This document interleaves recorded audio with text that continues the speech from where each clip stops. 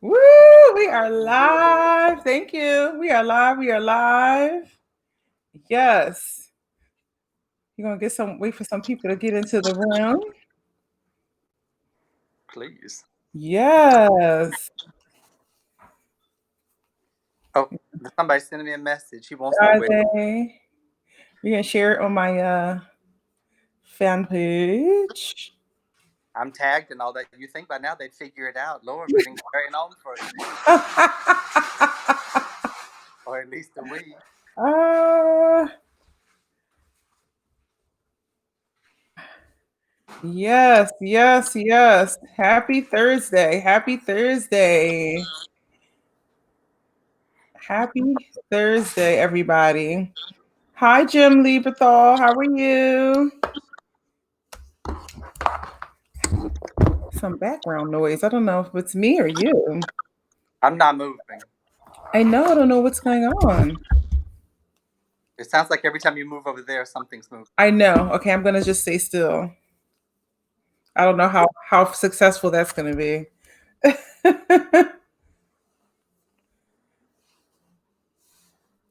Oh, better now. I see your. Hi, Mark.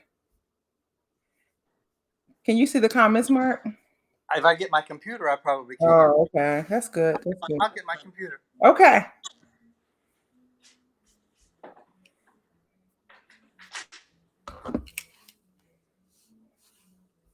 Hi, everybody. Thanks for coming in. Thanks for coming in. Hi, Damian Sneed.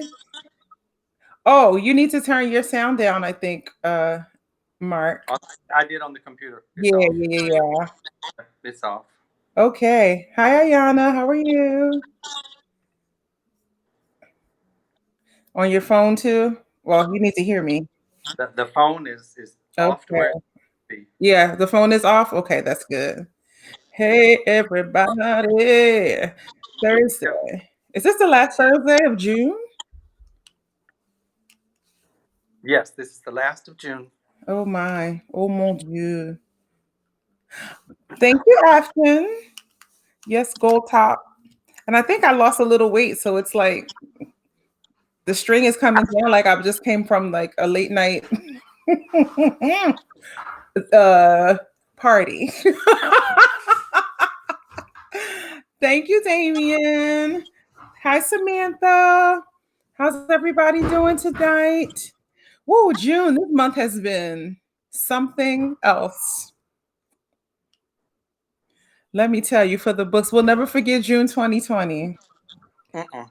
and February 2020 and March 2020. and, and April, 2020 period. listen, 2020 vision. Ooh, there's a rainbow outside to beat all rainbows. Isn't there a song about a rainbow in the sky or poem or something? Somewhere over. Oh, somewhere over. Hey, Leah saying hi. Hi, Leah. Yes, all right. She said she misses you. Okay, we must toast. What are we toasting to? We are toasting the music Musica. and Yes. the hard work that goes with it to do it well. Amen. Cheers. Mm. So tell me Mm. about your drink. What are you drinking? I'm drinking Chardonnay. It's very I good. I have a very special wine tonight because this is an anniversary year for me. That 20 years ago, I was enthroned into the Brotherhood of Chateauneuf-du-Pape in the south of France Yes. because they came to one of my concerts and heard me. And every year they choose 10 people around the world to invite. And that year, 20 years ago, I had just moved to France the year before. So tonight I am drinking a white Chateauneuf, which is very rare. It's only 7% of their output. Chateauneuf is normally red. Uh-huh. This is from the Domaine Beaurenard, who are my very dear friends. And it was this man, Paul Coulon, who nominated me. Oh. I called his grandson last week when I knew I was going to be with you and said, Victor, I need something special Listen. for me and to share with everybody else because it was that was an experience. Yes. Truly. Listen, did you ever think that you were going to be here all your whole life? Did you ever think that things like that would happen to you in your life?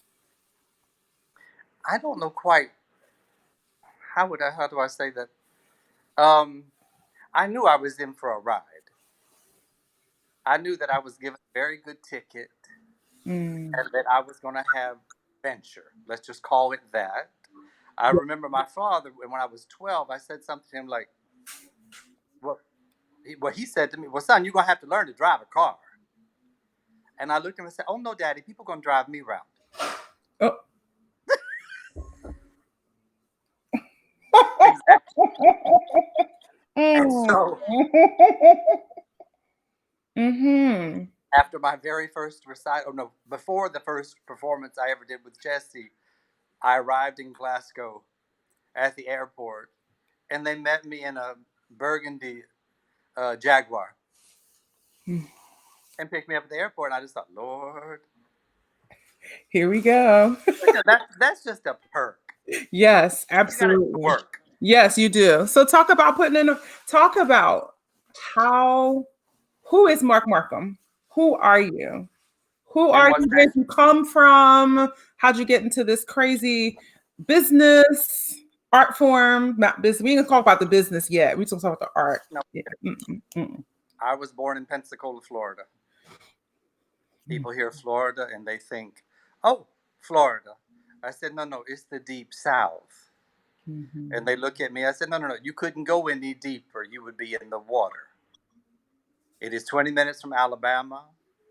Then another hour is Biloxi, Mississippi. Then another hour is New Orleans. It is the mm-hmm, deep, deep south with everything you could imagine in it. It could be nice, but also that could be really, really uh, unfair. mm-hmm, Would say that it's not a very balanced community that way. And I grew up in that.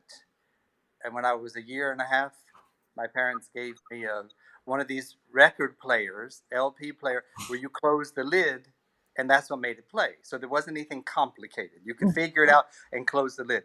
I had little 45 records of Elvis Presley and Patsy Cline and whoever was it in the early 60s. mm-hmm, So that was how I started. And they realized, Lord, this child is hooked up to music because every little record had, all the different labels. Some labels were green, some were red, some were yellow, some had patterns on them, RCA, whatever it was. mm-hmm, And I could identify, they'd ask me for a song, and I would go into my stack and I could pull it out. I couldn't read, mm-hmm. 2 years old, but I could find the record and hand it to them. And we'd play the record, then I'd start dancing like a madman.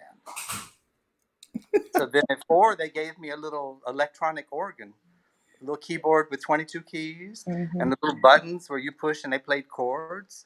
That drove me crazy for a while because I didn't understand what a chord was. Of course. Mm-hmm. 3 years old, you don't know what a chord. I was determined to find out what matched that sound, and I would spend hours and hours searching that, torturing babysitters with my little concerts. Oh. So it was, that I did that for 4 years, from 4 to 8, and then for my 8th birthday, I said I would like a piano and take piano lessons. And on my 8th birthday, this a pickup truck comes rolling up in front of the house with the tallest, biggest, heaviest upright piano, probably from Mhm. the early 20th century. And that's what I started playing. And that thing could rock. Yeah, yeah. It could make some noise. Wow. So I started doing that. A year later, I was in a choir rehearsal, and the adult who was to play Mhm, didn't show up.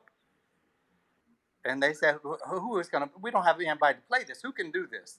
And they looked at me and I said, okay. And I walked up and started playing the piano part. I mm, don't know if I was playing what was on the page. I don't know if I was playing what I had heard in my head, mm. but nobody said anything. And they thought, Lord, the boy can play. Yeah. Mozart, right? Right, well, whatever. But at the same time, I had started singing in a choir when I was 4. Mhm. So by the time, that came along, I was singing on a television show every week. I Wow. was sent to a private Christian school for 13 years, okay? Uh-oh. I have half the Bible memorized. Yes. Got it. But we had to be very creative to survive, Mhm. and most of us were. But that was music was going on all the time, singing in choir at church, singing in choir at school, Mhm. and playing the piano. But it was never a question as to what am I going to do. Right. Music is just that's why I'm here. Right. That's just You know, what you did. Like, and did you? everybody saw it. They had no idea. My grandfather was an artist, and his five sons were all visually inclined. Oh, okay. You Okay. give me something and said, Mark, draw this, please. You won't know what it is. You'll have no. I mean, I won't know what it is. It doesn't coordinate that way for me. Right. It Well, it comes coordinates to the with sound. music. Yeah, Right. absolutely. And when they saw it, at least no one tried to stop me. I'm Mm. very, very lucky. In the '60s, in the Deep South, and I'm the first child of this generation. I'm the eldest of all the grandchildren, and Mhm. to come along, you know, in 1961, and then all of a sudden, people are like, "What is he doing?" And I'm, obsessed with music. Mhm. But that was just the way it is. Yes, absolutely. I'm sure I've tortured a few people along the way who've had to teach me. And why? Why would you say torture? Well, I asked my dear teacher, Ann Shine, who I studied with at Peabody for 10 years, and we were in New York a few years ago, and I said, what was it like teaching me? I mean, this is, we're almost 20 years away from all that, almost 30 Mhm. years now. And she looked at me and said, like the energy of six people. Aha. Okay. It's wonderful to have ideas. It's wonderful to have expression. You want to say Yeah. something, but trying to get that to get down a path, that serves music. Right. And I think for singers, I think it's very complicated because you guys are not necessarily studying piano or an instrument where Mm-mm. people are going to be going crazy for you when you're 12 years old, when you're 11 years, when you're even 8 years old. But Right. all of a sudden at 16, you open your mouth one day and the room is crying. Exactly. That has got to play tricks on your mind because then, oh, you should go to music school. You've never had a music lesson in your life. Right. And then you go another year, and then all of a sudden it's time to go to college. Oh, you should major in music. And you get to music school thinking, good God, the pianists have been studying for 10 years. The clarinetist has been Yes. playing for God knows how long. The violinist for 15 years. Yeah. And the advantage they have when it comes just to the craft is very clear. Absolutely. I remember being in sight reading class with Anthony McGill at Curtis and like Jasmine Choi and like being in class with all these guys. And I'm like, do, re, mi, like Exactly. I could sing a hell of a solfege scale, but like, Mm-hmm. At Peabody, when I arrived, and we're all sitting in this room crammed in together, and they said, "This is for ear training." And everybody's like, okay, whatever. yeah, And they said, anybody with perfect pitch, please get up and leave the room and meet the person in the hallway. I promise you, 50 people got up out of mm, 100. And I'm sitting there thinking, there is no way in this world that 50 people, half the people in this room have perfect pitch. right, right. And we all got up and walked outside, but nobody knew what was going to happen. They thought they were going to be exempt Mm-hmm. from ear Mm, training. No, they took us into a room. They stood in the hall and said, now, do you really have perfect pitch? Because that's what we're going to do right now. Everybody went back in the room, but 7 of us. right. And then they treated us. We were tortured for a year. Torture. It Yeah, was pure torture to see just how crazily they could arrange things to get our brains to forget absolutely. that we had perfect pitch. Absolutely. But there, that's just Mhm. part of the That's game. it. That's it. It's part of the game. You figure out how to deal with it. You do. Well, so you go to school, you go to music school, and you are torturing your teachers. How do how what's what is the arc for you from school to into like being a professional soloist? I made my debut with the New Orleans Symphony Mhm. when I was 19, playing the Paganini, the Rhapsody theme of Paganini of Rachmaninoff, because I had won a competition to do that, and that launched that part of my work. Mhm. And my first year of college, I stayed in Pensacola at the junior college because I had been studying with that teacher in high school. Fine. Then Florida State University in Tallahassee offered me a full scholarship, said, come on, come down. So I went down there, and after about 2 months, I realized, no, this is not the right place for me. Right. It's fine, but it's not the place for me. And then I auditioned for Peabody.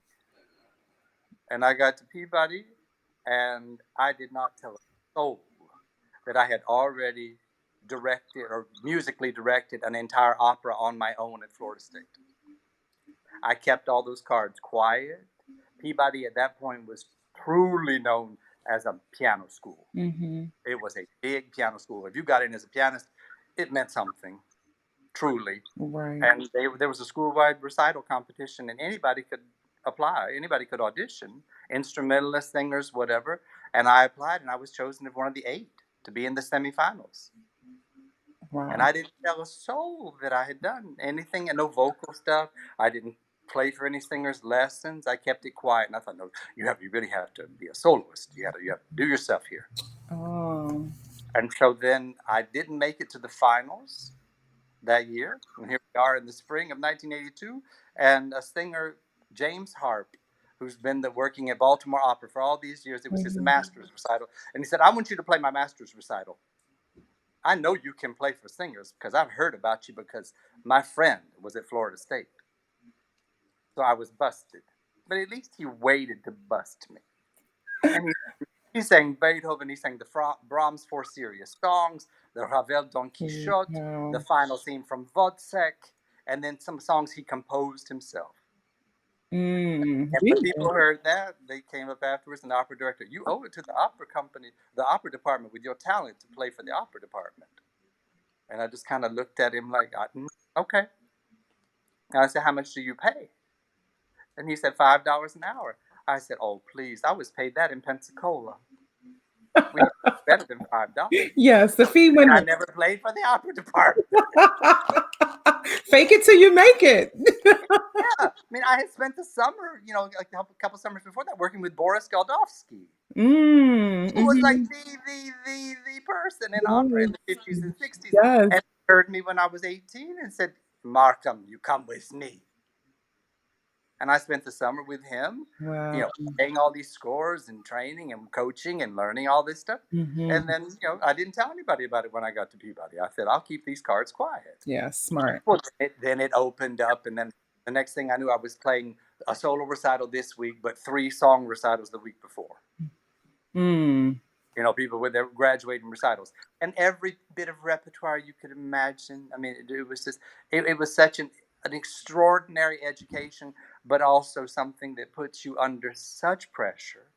Mm-hmm. And this is when you learn, is this pressure something that I can deal with and keep my sense of humor in it, Mm-hmm. or is it going to break me? And that is part of the game, that you have to figure out what really is your thing. Yeah. And there were a few times along the way with my dear teacher when I'd show up for a lesson, and it was very obvious that I had not practiced any of my solo music, and I was sitting there trying to sight read my way through some Schumann, and then we'd have a meeting with Jesus, and then we'd move on. So, I started playing concerts. You start winning Right. competitions, whatever. And then, I got a master's degree. I didn't even think about it. I just kind of went in that direction. Then I finished. That was finishing. I thought, I'll apply for a doctorate. Uh-huh. I'm playing. Right. I'm here. What's the big deal? I'm not going to go anywhere. And the school made it possible for me to do that. And I was playing and accompanying and coaching and teaching. And it just started. It was just what it was.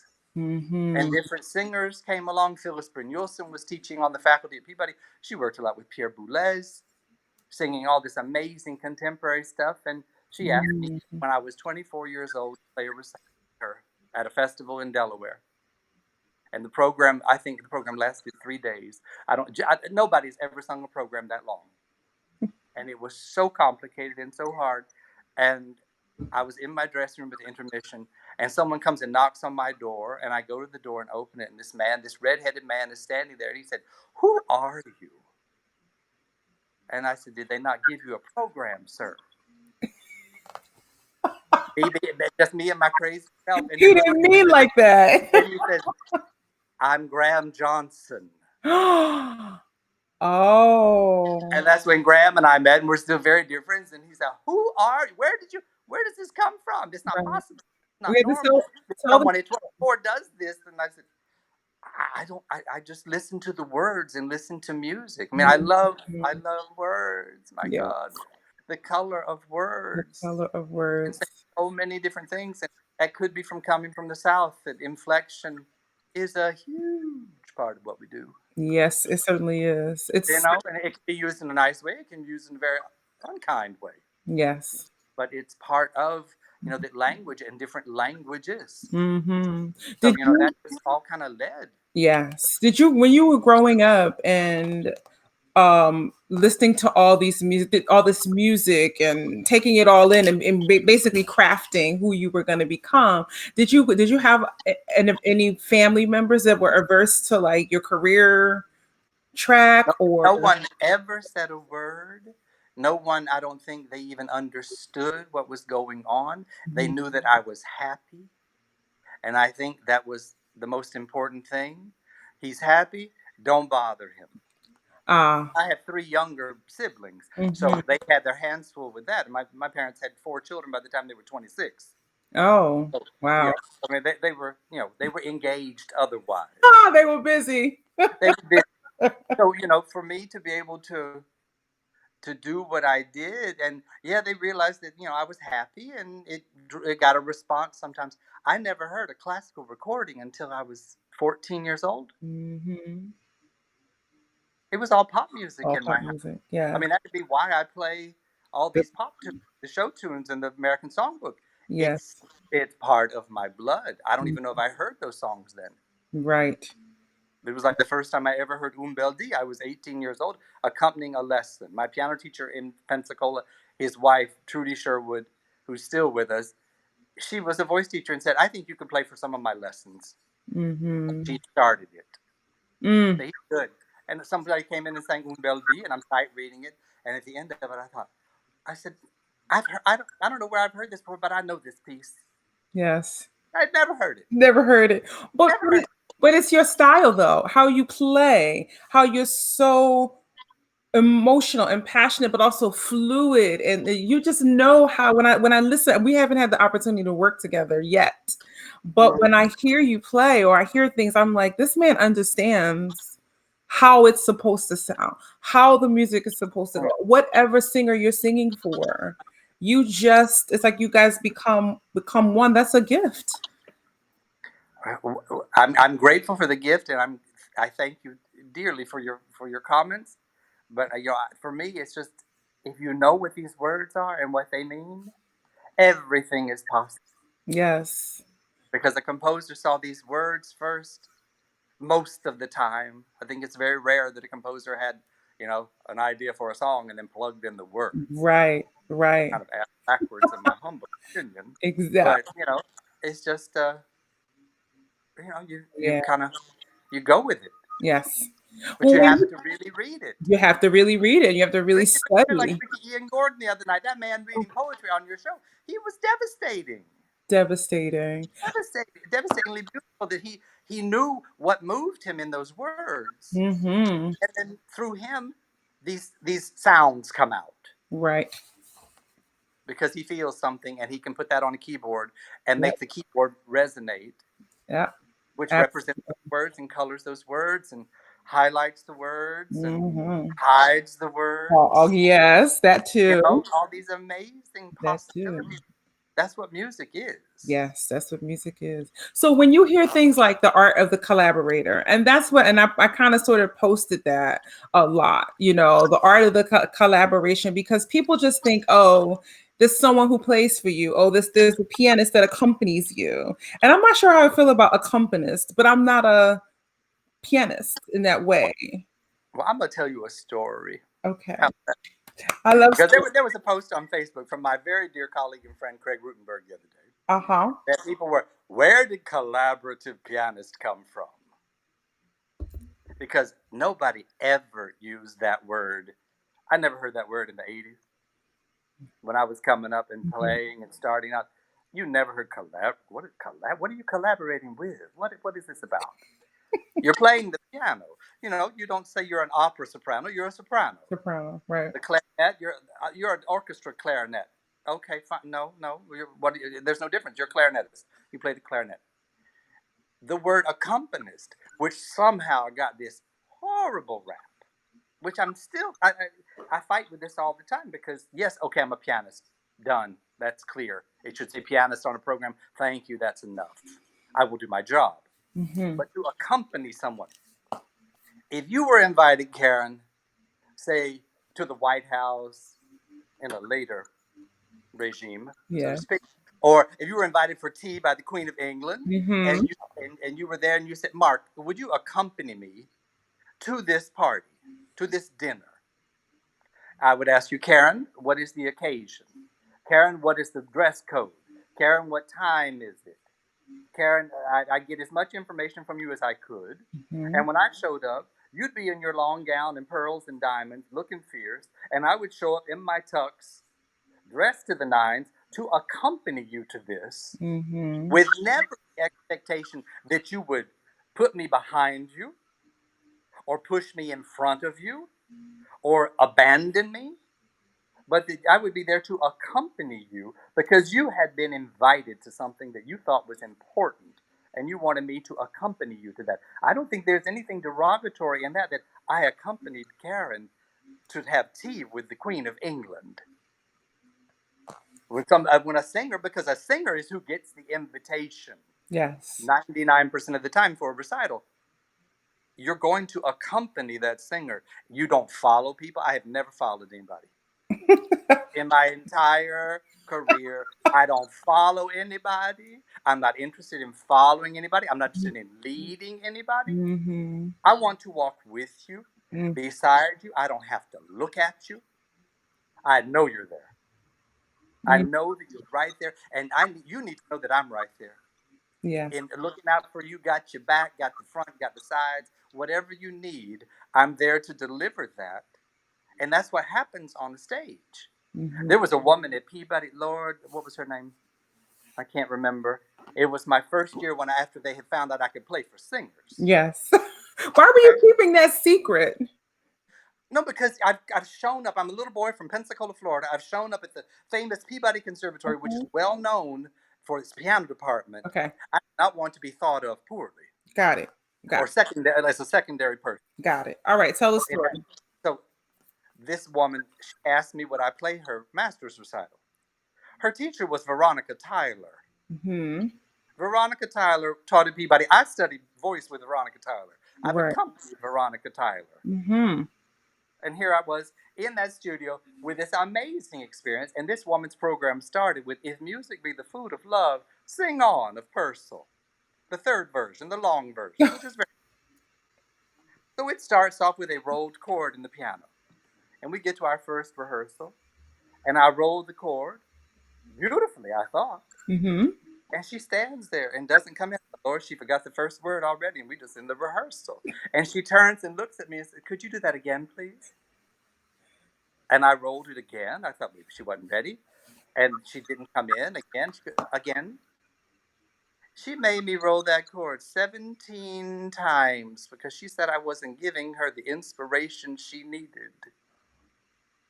And I thought, sister, this ain't the time, and I'm not the person. I said I would do this concert, but I'm promising myself this will not happen again in my life. And nobody will treat me that way because I didn't come prepared that way. Right. You know immediately when somebody shows up in a rehearsal and they're not prepared. Yes, absolutely. They're going to try to run it. They're going to try to talk too much. They're going to try to do all sorts of crazy Mhm. stuff. And that's something that, you have to figure it out. Yeah. You got to be ready. You gotta That's be how that's ready. how this thing works. Okay. Be And people ready. don't understand what ready means. It means the earthquake can happen. You still need to be able to do your stuff. Yeah. The building is going up in flames. You still need to be able to do your stuff. Right. Don't make an excuse. Nope. I don't like the piano. Tough. You knew that. You knew that when you went to your first piano lesson. Do the work. Exactly. Do But the you have to work. learn how to do the work too. Right.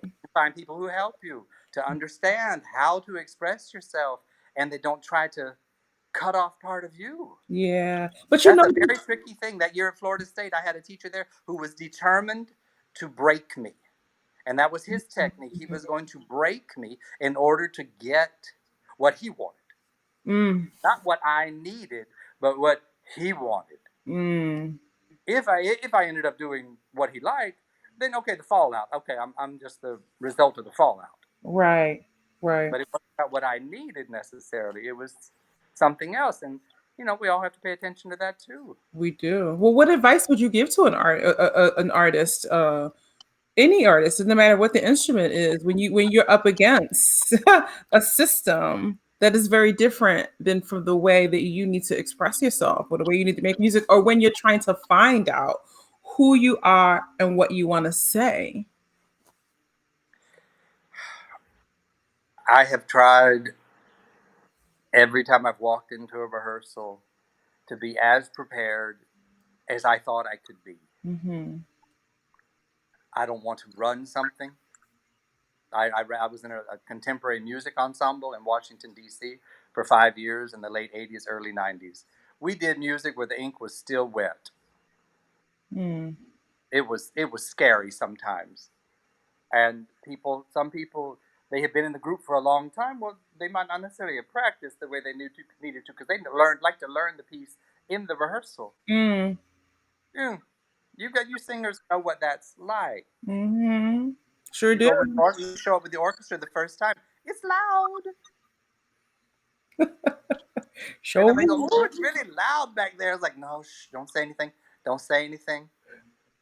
But you Yeah. have to. Here's a great. I was playing the Prokofiev Third Concerto, probably about 25 years ago, with a university orchestra Mm-hmm. who doesn't have a music program. They just like to play. Fine. And they were at the same time. Baltimore Opera was doing La Boheme, Mm-hmm. and a friend of mine was singing Mimi, Stella Zambales, a Oh, wonderful Greek American yes. soprano. Yes, she was fantastic. And Stella, we had gone to school together, and she was in Baltimore, and she said, "Oh," I said, "Well, I can't. I can't come to the performance. Could I please come to your rehearsal?" I said, "Come on." I got in there that first rehearsal in a dead hall with a piano that wasn't quite enough to play a piece like that, and started. It was World War III between me trying to be heard over that orchestra, Mm. and I was so exhausted when I finished and so disappointed. And she was sitting there, and I sat down in front of her. When you sit in the theater, there's a friend that sits on the row behind you, and you sit in the row in front. You kind of turn around and talk to people. And I turned around and she, "I'm gonna tell you one thing, honey. Don't fight with those people. You need to do your thing, because I know you have your thing together, but you threw your thing out the window. You left everything you knew in that moment because you got engaged in a fight, trying to be heard." And hmm, that was huge. And to this day, I'm Mhm. playing that concerto next season. I know when I go in, I play pianissimo a lot. I love to. I just sit there and barely play, and you can tell people are like leaning in, Yeah. like, "Is he playing? Is he playing?" Lesson. You do that for a couple of rehearsals. Then in the performance, when they've learned their part, Uh-huh. you play the holy hell out of it. Ugh. Are y'all But you, listening to this? Are y'all listening to this? That was $150 of us coaching session, honey. The rehearsal and the performance, right? but when you're with your colleagues, like for you, what you guys have to do is very, very Mhm. different, because you spend weeks in a room with no windows, okay? Yes. And people yelling and waving arms and putting tape on the floor and moving this over here, and none of it's real. And I'm thinking, Lord, they have to imagine everything. Mm, mm. And then all of a sudden, one day, we're going to have a zits probe. And I think, a zits probe, okay, that's interesting. Yes. After y'all been standing and carrying on, y'all have to sit down and sit there and do nothing. And all of a sudden, stand up and sing. And it's, that's a whole different world. Hold. And Maestro wants to hear everything and wants to hear what you feel about what you have to say and how you want to say it. Because if you don't, they will start to tell you how they want it to be. And that's a hard one, because all this noise that's going on around us distracts us, and then we get into this thing of, well, I need to make sure they're happy. There has never been a score where it's written, make the conductor happy. Mm. It's not written in any score that I've ever seen. No, I've never seen that either. Exactly. Mm. But to have it together, your wherewithal, that no matter what happens, you can stay in your lane. That's what it's about. Yes. Staying in that lane, Saying knowing when to slow down, when to speed up, when to mhm. put it to the pedal to the metal and let it rip. Oh, Then you'll survive. But otherwise, there are too many questions, and this it's like taxi drivers who push the accelerator, then take it off, and push it and take it off, and you're getting seasick in the back seat. yes, absolutely. It's like, no, just pick a tempo and go. Just pick a tempo and go. The tempo of your life, the tempo, what it feels good for you in that moment, Uh-huh. and be with that. Absolutely. Woo! I mean, listen, you don't wore me out in the first 20, 25 minutes. I'm more. It's true though. All those things are like, yeah, I just think about the times that when I needed to do all of those things and I would have been less everything. It would have been less stressful. My voice would have been less tired. My mind would have been less tired. My spirit, if I just focus. That's how I teach. I say focus on 5 things. Focus. And if you accomplish 3 out of the 5, great. Mm. You know, it's amazing. But there's so many other things that you're having to think about because the modern day career, or even the career in the last decade, is so different. It's such a Mm. different art form. I would imagine what it was like to study in the 50s, 60s, 70s, 80s versus studying now in this early part of the 21st century, because there's so much other things that are important outside of making art. Well, that's the challenge now. How young people, I don't. When number one, I look at the prices of what it costs to go to a music school. Yeah. But no, people gonna pay back student loans until when? They die. Until their grandchildren pay for it? I mean, what's gonna happen Yeah. there? It Hmm. doesn't work. Hmm. How are you gonna? How do you deal with all that? How much a piano costs these days? Hmm. The pianos cost a fortune, and the Yes. price has gone up and up and up. Mm. But what Yeah. young people have to do, trying to figure out, especially right now during this crazy time, Right. Mm-mm. how are you gonna make a recital viable? Viable. Exactly. Why Over. do people? What do they need? What is the public? What do they need to hear? Hmm. What do you need to say? What do you have to put all of those into the puzzle, into the equation, Yeah. and come up? You just show up with only something you like. Well, you already read me for filth on that one. What? Listen, Mark, I was to call Mark. I'll tell my story. I called Mark and was like, I really want to do this program with you, and we have an idea. I think I might have sent you 5 different programs. You kept saying, "Go back, no, do it again, go back and do it." I mean, he wore me out. We haven't even gotten to like. I don't even think we've gotten to like the second half of the program. He's like, nope, go back. And he wouldn't even give me. I was like, well, I'm trying to get him to help to like give me things. And he's like, find it yourself. Karen Slack.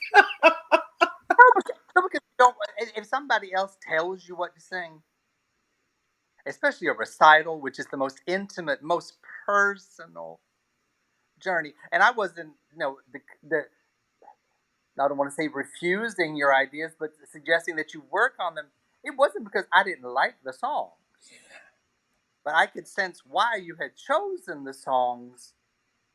And if you choose it for that reason and someone else doesn't like it, you're just going to be more frustrated with yourself. All right. I know. But if you choose something that you really, really love because you love it and that it is something that would be so beautiful for them and why somebody else might be interested in it, that's a win. Mm-hmm. That is a win-win situation. That Jesse could program songs from the Spanish Lieder book of Hugo Wolf and put that on a program and get it to work. Right. What Yeah. what's put around it? How is Let's it turn around. built so that the journey is, you go to a dinner and everything is strange and you don't know what the hell it is. That's not going to be a fun dinner. If there's only True. one thing that comes along that's a little bit of a surprise, but it True. turns out, oh, what? Oh, that's nice. But I've you never had that before. Then you enjoy the yeah, you then you enjoy it. enjoy the evening. But a recital is like going to a nice dinner. Yeah, I know you read me. You said, "Well, that recital's from 1985 or something." And I was like, "Excuse me, sir." I was like, I was in my when I was reading the email. I was like, "Oh, really?" I was over you from that email. I'm sorry, forgive me. No, you're not. You're not sorry. No, because I know that you have so much creativity in there. I But I also do. know I sense that if you're not the one that motivates it, then it's not gonna work.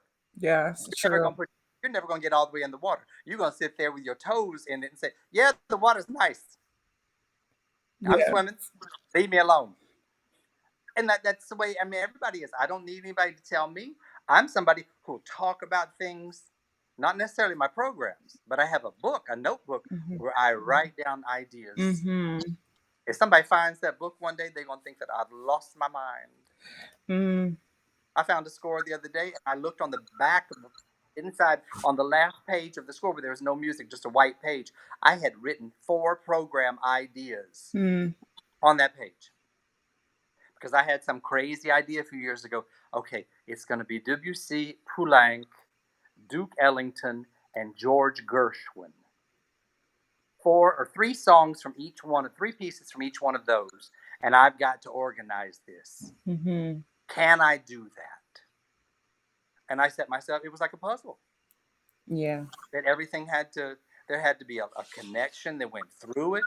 One piece of Debussy that ended, and the next chord of Duke Ellington was exactly the same chord. Or Mm. Poulenc, it was Poulenc. Like, Poulenc going into Ellington, exact same chord. wow. I There didn't you know go. that was like that. Right.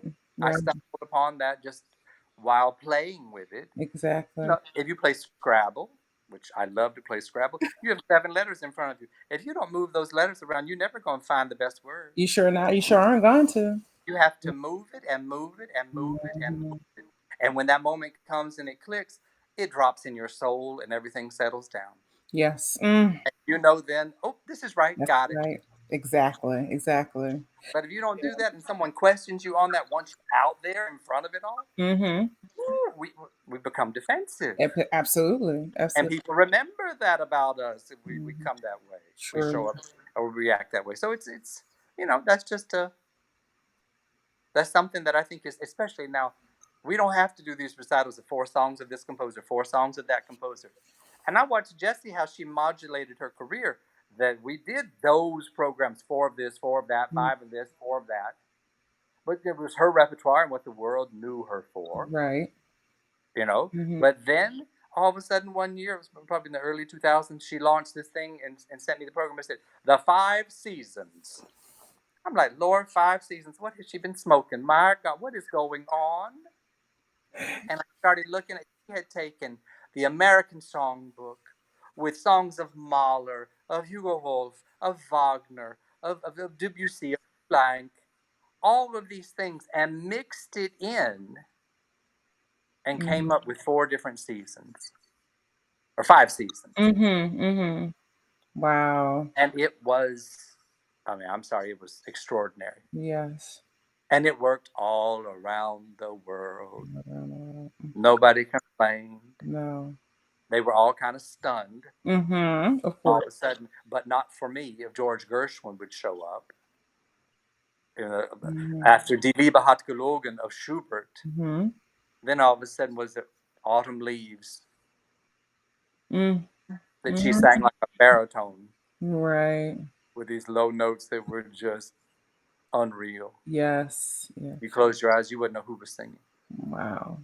Mm. So that's the thing. The possibility and these possibilities are they're there now, and it has to be done now. Yeah. Absolutely. This. We've heard all that, and it's not to say that that music is not good, but it's like in a museum, the juxtaposition of art can make things take on a much more beautiful shade. Hmm. If the room is filled with only paintings from the 18th century between 1860 and 1875. That's wonderful and informative. And I appreciate that. But what if you took those paintings and then you decided, well, what was happening 50 years later? Right. And put those things beside it. Mm. And to say, how did things change? How did things not change? Mhm. And music is the same way. When you think of what was being written 50 years ago, 100 years ago, Yeah. I played Ravel the other day. Mhm. The pieces of the Valse Noble et Sentimentale, they were written 110 years ago almost. Mm. The Prokofiev Third Concerto is 100 years old next year. Wow. That's a long time it's That been around. it sure is, and to still sound relevant. Exactly. But that's our job Yes. is to figure out, okay, what makes this relevant? Right. What do you program this stuff with to make it Make it. pop? You gotta make Mhm. it pop. Mhm. You don't wear a black dress if you know you're gonna be up against a black curtain or Right. something. You'll Right. just Exactly. and that's the thing. With music, it's the same thing, and not many people think about that because they're too busy thinking about now. What do I like to do? That's part of the equation. Mhm. What do I like to do? Right. It's not the end all. Mm. No, it's not. It So, cannot be the end all because that distances people then. And mhm. we need everybody to be interested. We just Yes. can't have because the people who went to music school, they don't have a lot of money to buy tickets. Okay, Okay. thank you. Thank you. You're welcome. We So need the other. We need the other folk, yes, we need the other folk exactly, and and yeah, they need to be surprised sometimes yeah. at what we actually are capable of doing Hmm. and putting together. Yes. So talk about Miss Norman. I want to hear about Miss Norman. I want to hear how you met and why she chose you. Okay, I heard Jessie the very first time at Tanglewood in 1981. She sang the Mahler Third Symphony, Hmm. and I was seated illegally because I only had a ticket for the lawn, but back then nobody bothered you. And the photographer sat on the front row on the aisle directly in front of the soloist. Well, he always had two seats, but his wife never went to the concerts. Hmm. And my boss there told me, "Oh, just sit there. His wife never comes." I sat down. He looked at me and said, "Hey, good to see you." And I thought, well, cool, this is fine. She came out on that stage and sat there, and you don't sing very much, and you sit there for a long time. And she sat there. When she stood open her mouth, I'm there. I'm literally like this, looking up at her, thinking, "My God, what is going on? This is not possible that a human being can do this." So that was then. I come to Peabody that fall, and a friend of mine later in the spring tells me, "Jesse Norman's singing at the Kennedy Center. We got to go." I said, "What do you mean we got to go?" "I have two tickets. I don't have a car. You going to drive?"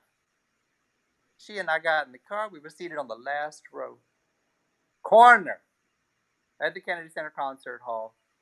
And she came out and sang Dank sei dir Herr. She started with that, with Jeffrey Parsons. It Hmm. was so beautiful. And we carried on all the way to the end, all the encores and everything. And people are getting up and they're just like, everyone's shaking their head in disbelief of how amazing this journey was and the experience we had had. And she said, "That was something." I said, "Yes, it was." She goes, "Boy, that's quite a job the pianist has." And I said, "Yep, I think it's something I could do. I could do what he did." And we just kind of laughed. Like, "Yep, Hmm. yeah. Mhm." Like students. Right. What students would do, "Oh, yeah, I could do that." And got in the car and drove back to Baltimore from D.C. 10 years later, she shows up in Baltimore to sing for Morgan State University. And I had been hired by Nathan Carter. Yes, Dr. Carter. Rest Dr. in Carter, Dr. Carter, as everyone said, wanted me to come and work with the students there, which I did, and had the most amazing time during those 5 years. love. And he said, "Miss Norman needs page turner. Can you do it?" I said, "Sure. I don't mind turning pages." I met Leontine that way in 1980, turning pages for David Garvey. So Mm. here I was turning pages for her, and I saw this person. When she was happy, it was wonderful. When she was not happy, get out of the way. Jessie always has the air conditioning turned off, and it's in her contract because she loses her voice very quickly with Mhm. air conditioning. They had not turned off the air. And she declared after the first group, "I'm holding the pages down so they don't blow. It's that bad." Mm, right. Wow. and that I saw her really throw a fit over this, and rightfully so. And they told her it was off the first time after the group. No, the intermission, she goes, there will be no second half unless it's off. I thought, Lord, this lady is something. Fine. My teacher, Ann Shine, met Jessie when she was 18 when she came to Howard University. Mhm. And Ann was 24. Mm. And they were belonged to this SAI, is that the Women's Music Sorority? Oh, And yes. Jessie was a member of that, and so was Ann. And they went to Minneapolis together to do a performance for the National Convention. And they flew back on the plane together, and they became fast friends. And when Anne married her husband Earl Carlos in 1969, Jessie sang at their wedding. So this is 1969. Mhm. All through my undergrad years, my graduate years, Anne would write Jessie letters, not email, but letters. We didn't have all that electronic stuff. Mhm. And, just to keep in touch. And then she would sometimes write about me. Say, I have this most wonderful young student, blah, blah. He loves to play for singers. And Jessie just write back, oh, he sounds lovely. And here we get to 1993, and the same thing comes up. And Jessie responds with, Mark sounds lovely, but we've never worked together. So why don't we do some concerts? So Anne and Jessie start working together. Uh-huh. And they do about a couple of years of work. And then 1995 in the spring, Jessie has a pianist engaged. He can't do it.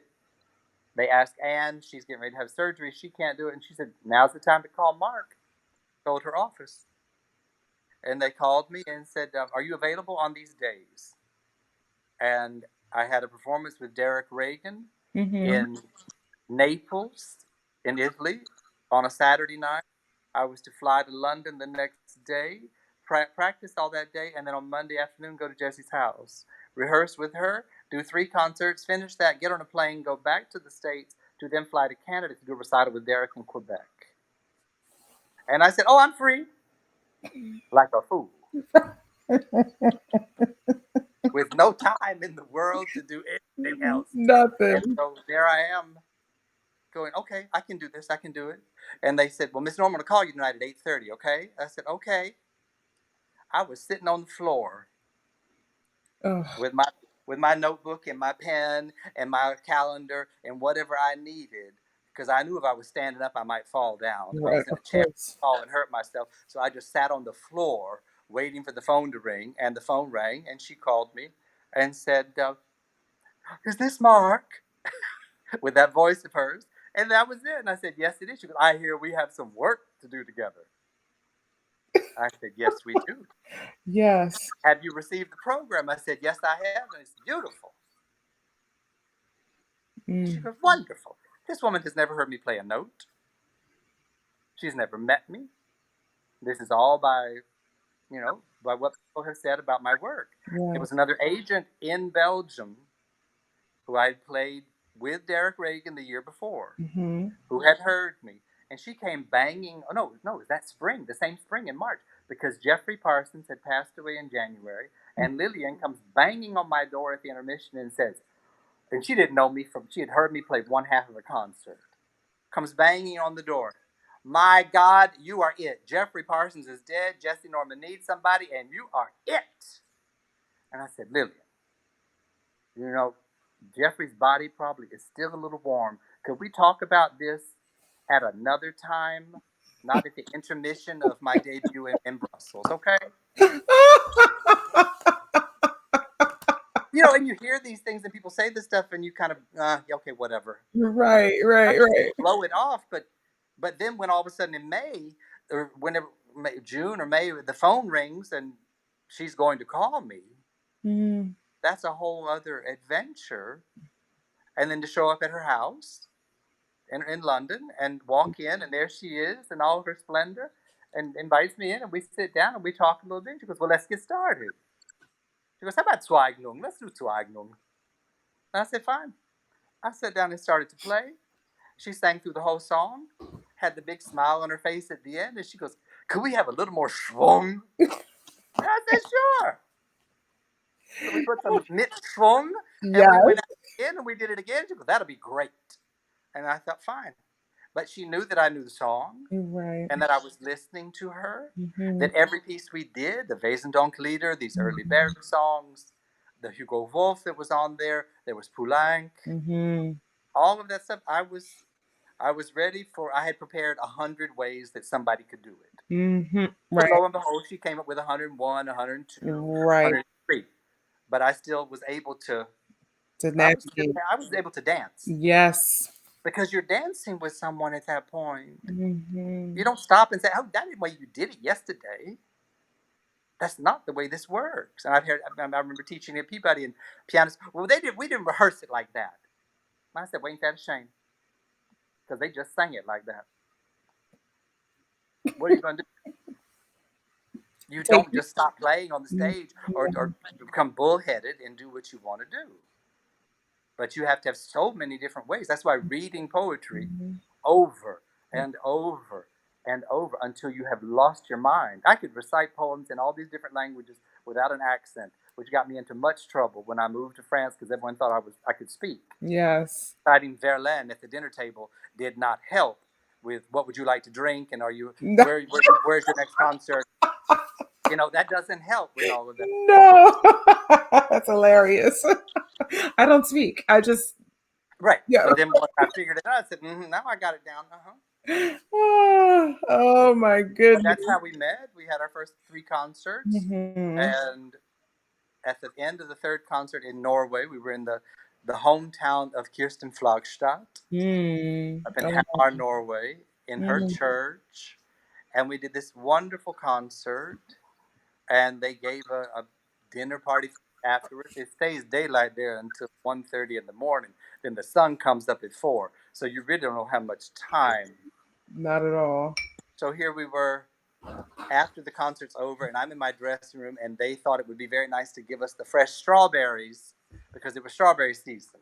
Mhm. Mm. I can still smell it. There were hundreds of strawberries in the dressing room, as if we Mhm. had time to eat all these berries.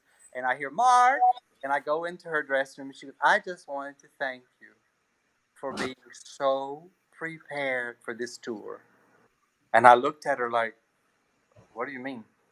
And I didn't say anything. She says, uh, maybe you don't understand how this works, but you cannot imagine how many times people have shown up thinking they're going to fool me. Mhm. And she said, "No, that's just the temperament that she had, and that's who she was, and that she Mhm. was prepared within an inch of her life and beyond. Mhm. And she expected that of everybody around her. Mhm. But it was a level of excellence, a level of quality, of research, Mhm. of work, of Yes. caring for this art form to make sure that it was delivered at her best level every time, no matter where we were. You do almost 300 concerts with somebody. You have a good idea as to what's possible. Absolutely. You ride on that journey. But that concert in Norway, this is the crazy story. I'll tell it very quickly. Maybe I don't think you know this story, Karen. We finished the concert. It's 12:30 in the morning. Mhm. We're getting ready to leave. There's a Mercedes limousine waiting for us to drive us back to Oslo, 2 hours down the road, because we have flights the next day. And remember, I'm supposed to fly to the States and then go to Quebec to play with Derek Reagan. Right. So we get into the car. Before we get in the car, her adoring public is waiting outside for us. People who have been at the concert 4 hours before, and this woman comes up to me, probably 75 years old, and hands me a teddy bear dressed in black leather.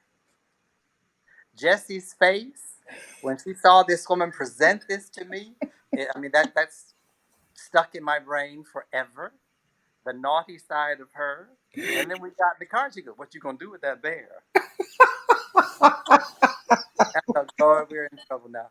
We're going down the road. We have our feet propped up in the back of this Mercedes, huge stretch limo thing, and we're going to Oslo. And Mhm. we've gone about maybe an hour into the drive. It's finally gotten dark, and she screams at the top of her lungs, mid-sentence. And then I heard this explosion, and I thought, oh my God, someone has shot the car. Mhm. I am on top of her. There is glass everywhere. I'm in a beige 3-piece linen suit. Her hair was big at that point and had all this glass in it, and I'm trying to get off of her. The driver has pulled over on the side of the road, and I turned and looked at my window. The window did not exist anymore. It was blown out, but the door had come in about 10 inches into the car, like something had hit it from the outside. And Right. there's no car, there's nothing. And the driver gets out of the car and leaves us and goes running back behind. We don't see him, and we're trying to figure out. She thinks she has glass in her mouth and is trying to Mhm. spit something out. The driver comes back, turns around, looks at us, and says, "Shall we head on to Oslo?" She just about lost it, screamed back at him. We get out of the car. There's blood all over because I had blood, that glass all down the side Uh-huh. of my face. It was just Uh-huh. a moose had run into the car. The driver had gone to see if the moose was okay. The moose was nowhere to be found. Moose done gone home. Right. Hit and The run. car was messed up. The pianist and the singer were messed up. But the driver thought we were going to head on down the road another hour down to Oslo so we could, She was hysterical on the side of the road. This is 1995. There aren't that many cell phones, if any. Mhm. He's radioing back to people to tell them to send another car to come and get us. There's glass everywhere. And they finally, another car comes, takes us to the hotel. There's a doctor waiting for me, and he checks to see if I have a concussion. And Jesse tells me, "Excuse me, go change your clothes, give me your suit. There's no way that's going to get clean, but you're going to they're paying for your suit." And I thought, well, that nice. And she gave it to some dry cleaner in Manhattan, and they Mhm. worked on it. It was impossible to get blood out of beige Right. linen. Right. And she made sure they reimbursed me for the suit. But that was the end of our first tour. We did 3 concerts, and that's how it finished. So it was pretty much, a fait accompli at that point. We had been through all the work of the recitals Right. and done our job well, but then we had that on top of it to deal with. So that kind of put it together. Oh my gosh. So I think if you can get through stuff like that, the rest of it is, Ah, there were difficulties along the way for sure, but that's how that was the beginning, the auspicious beginning. oh my gosh. Wow. What do you even say after that? So what happened? You guys sang the concert? No. No, the concert was before. Before. Yes. We were going to the airport. We were Airport. going to the hotel to Oh spend the my night in goodness. Oslo. I got up 3 hours later. They picked me up, took me to the airport. I have bandages because the doctors come and they've taken the glass out of my face and put bandages all over me. I looked like I'd been in a fight. Oh. I arrived at the Oslo airport to fly to London to then fly back to the United States to then go to Canada the next morning. Oh, and play another recital. I had another recital with Derek. There was live radio Wow. about Canada, and I thought, Lord, what have you done? Oh, well, Oh, the hurdle was high, and the point was to get through. to get through. And this is what I mean by there. For me, there's okay. You have to have technique. You have to have talent. You have temperament. Mhm. You have tenacity, and then you have to have trust in yourself, but in the other people around you, in music, in all these things. And if one of those 5 things is off, your journey is going to be tricky because it will get hard sometimes. I got to work at the highest level for 20 years. And Mhm. some of the mess I saw they tried to pull over her, it was unbelievable. And you think, oh my God, if they do that to her, what are they doing to these young people Mm. who are just starting out? Yes. You know? Mhm. Mhm. So so that being prepared thing is monstrous Monstrous. because the stuff will happen and it will happen all the way to the very, very end. That's just what it is. It's called life Mhm. Absolutely. because life happens Mhm. whether we like it or not. Whether we like it or not. I always say it's how you get through the valleys, not the peaks, that determine Exactly. everything about you. Mm. You No, know? but Leontine, I remember an interview I heard years ago when someone said, "Oh, Miss Price, you've been through so many hardships. What was that? There must have been some very ones that are so important that you remember them. And could you talk to us about those?" And she looked and just said, There have been many of them, but that's boring to talk about that. The fact is that I got over them. Mm-hmm. That's it. And that is it. That is what it's like right now. What we're dealing with Ronisha, as they say in Baltimore. Yes. That what you might want to go out to dinner to a restaurant. You might want to go to the grocery store without your mask on. You might want to whatever. Why? Mm-hmm. You have to have the patience and some sense right now to realize that now's not that moment. Yeah, it's not that moment. It's not been taken away from you completely. It's just a very rough time. Do you want to go through and try to enjoy what you can? Because Mm-hmm. there is always something, Karen, of anything, and your people know this better than anybody. And you've heard me say this before, that there is any black person even who wanted to be alive in this country after what was done to people. That is a miracle to me and a testament to their strength Mm-hmm. that you would even want to be here. Because many people would just give up completely. And I know that some people did give up, but that we have such an incredible, strong group of wonderful human beings here in this country now who are still fighting. But you know what? People forgot. They already fought really hard before. Yeah. And all you're doing is making people even stronger. Mm. You're trying to hurt them, but this is the stupidity of the other side that they do not, the ignorance that they do not realize. You're actually making people even stronger because they know that you're wrong. The sad part is that you don't know that you're wrong, but one day you just might figure it out. Mm-hmm. But I'm not going to wait around for those people to figure it out. No. There's still joy to be had, Yes. and music is what brings it. So that's why I have to do what I do. That's what we have to do. Exactly. What Right. what do you think Miss Norman would want to sing about when this is over? Like what kind of programming Wow. would she Here's an example of something that she did. She had some serious health problems back in the early 2000s, Mhm. and there were issues with mobility again. Mhm. So she had that late in her life, but then she had issues, and we didn't work for probably 9, 10. It Mhm. was quiet, and she was just it was rehabilitation.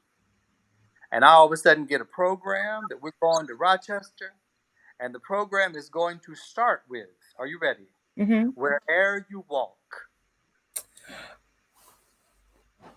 And I remember looking at the facts or whatever the email, the email that came to me in France, thinking, "Oh my God, that this is what you have chosen. Yes. You're going to walk out on the stage for the first time in months, just be even being able to walk. Mm. But this is what you're going to sing first." Wow. It was, that was overwhelming. Wow. Mhm. It brought in everything. She didn't tell anybody that. Nobody else knew that. I knew about that. Right. Right. But the message was in there wherever you walk. And she Mhm. held her head high and she walked out there and she delivered it. Mm. But I can, I'll be very honest and say, yeah, it rocks me. I had to make sure my seatbelt was on extra tight that night, Mhm. Mhm. because Yes. she was dealing with everything she was dealing with. Absolutely. Absolutely. After her brother George passed away, Mhm. we had a recital in Leipzig, and it was only 6 weeks after he had died. And I had seen her in Augusta. I mean, during that time, just a couple months before that, Mhm. and I thought, well, is she going to cancel this tour? What's going to happen? And she didn't cancel, and I met her in London, and I went to the first rehearsal, and we talked and cried and talked and cried, Mhm. and we got to Leipzig, and I thought, I wonder what's going to happen. Because if you've ever had to perform after you've had a great loss Mhm. and the pain is overwhelming, sometimes our bodies, our soul, they protect us and separate us, Yes. and they almost put up a barrier between us and that expression so that we don't fall off the cliff Yes. because we can't maintain our position, so to speak. And she went completely the other direction, and stood there almost as she was in a trance and sang all night long in the most beautiful, clear, simple way possible. And I had never heard her sing like that in all these years, and this was probably 2009 or something. Mhm. But we had been around, we had worked together quite a bit, 14 Mhm. years at that point. And then one of the encores, she sang, she goes, I want to sing Solitude. Mhm. I said, okay. And then, the words are running through my head. In my solitude, you haunt me with reveries of days gone by. And she started to sing, and we had done the song a lot. It was nothing like I'd ever heard. And we went through the song once, and then I would start the song again, and she would kind of, whatever, fill in however she felt like filling in with Mhm. some type of vocalese or whatever in response to what I was doing.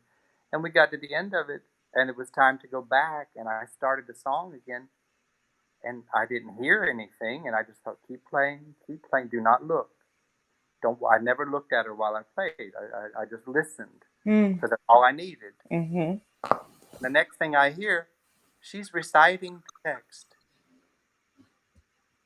In my solitude, you haunt me. And she was speaking to her brother George. Mm. It was, I mean, I didn't quite, she did finally start to sing in the bridge, Mhm.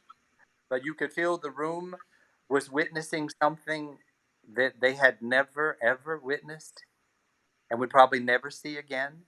They had no idea about her life, her private life, what had happened, the loss, but that she stood there and started speaking to him. And she turned in my direction and just leaned on the piano and started saying it. And I thought, oh dear God, please let me hold on here. Stay with it. Stay with it. And I thought maybe she'll just talk her way through the song. But it was a true recitation to him. Mm. And we finished. And afterwards, there were two young musicians who wanted to meet me backstage afterwards. And I didn't know who they were. This young violinist and a pianist. And they come to my dressing room and they said, is every concert like this? And I said, no. I said, this was beyond anything that anyone will probably ever hear. Mm. She had to connect in a way that, it's not normal. No. But it is something that sometimes we have to do. But that's a memory that will never leave me. Mm. It And the can't be. people, the people still in Leipzig. I posted something on Facebook a couple of years ago, maybe not even a year ago, and Mhm. someone wrote back on Facebook and said, "I was at that concert, and you're exactly right." So what she would choose now. Who knows? I think this would have made her absolutely insane. We had problems back in 2000 and 2004. Okay, Mhm. Mhm. Mhm. that was us. Was also a government that she was not very fond of, Right. She was quite and she quite was very yeah. expressive about that. She sure was. She sure was. So what she would do now, I mean, who knows? But I mean, by the end, but when we were doing all this jazz stuff, like Mhm. Roots, My Life, My Song, Yes. when you're God's gonna cut you down. Oh my Mhm. God! Doing those rehearsals in London with the band, we had more fun than people should ever have in their lifetime. It was she said, okay, I want to do this song. We're gonna do it in this key, and we in the band, we'd all look at each other like, okay. And I'd set a beat, and next thing you know, we're carrying on, and she would come in and start singing, and it was like, no, this is not possible. Right. The woman had come in with an idea that was, come on, my baby just cares for me. The first time we heard that, we Mhm. couldn't believe what we were hearing. It was unreal. Stormy weather. The first time with that, when she just burned the place down, those poor people in Berlin, they didn't know what hit them that night. Mm. And we're all just smiling at each other. Oh, here's another little story you'll love.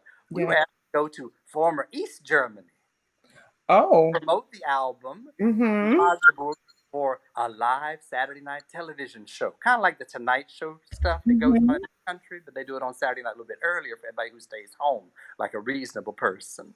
And they have 500. Oh, yes, yes, yes. I bet this.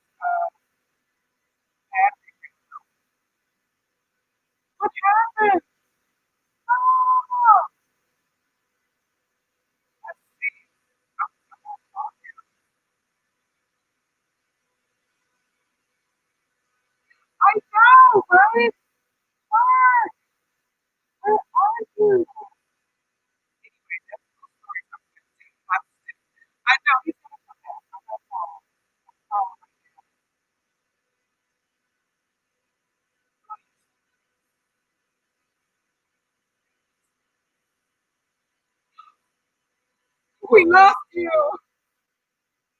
Where are you? He's gonna come back. It's live television. Oh my god, he's coming back. He's coming back. I know that the devil is always busy. That exactly. Yes. Oh, thank you, Brad. Hey, Jim. I got you on. Yes. Barbara, Sam, how are you? Coming back. This just adds to like the excitement, right, of the show. Hey, Adam, Sam, Romeo. Yes, he's coming back. Michelle, yes, hi. Michelle Ellison, it's so good to see you. Yes. You don't have questions. I mean, how can we have any questions when Marcus is telling all these details? Yes, hi. Hey, Robert. No, he's coming back. He's gonna come back. My audio is acting up, maybe? Oh no. My sound is cutting up. Oh my gosh. Can you guys hear me? Thank you, Robert. My sound still acting up.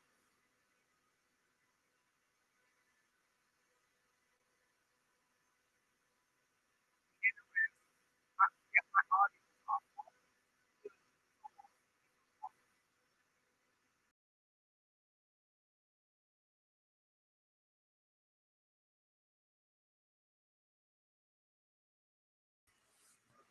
Can you hear me? Can you hear me now? Is that better?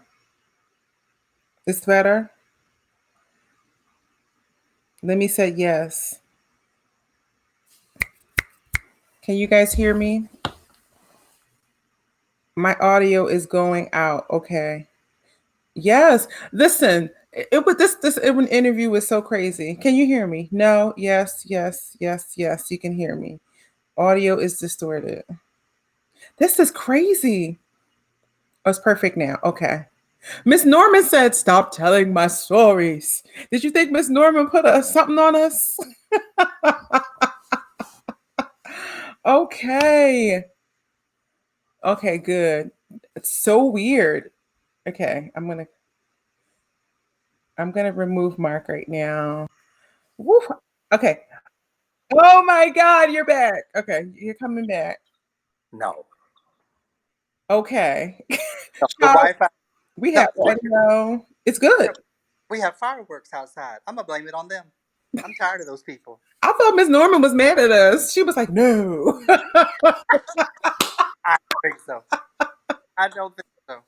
My God. Okay. Sorry about that. That's okay. It was like we were all in suspense. So what was I talking? Where was Where I? were we, people? The stories, though. Yes. Oh, and Lemmy said, "Don't be putting my business out in the streets." Oh my goodness. I want another Jesse story. About what? I don't Okay, know. I told you earlier we were talking in the afternoon.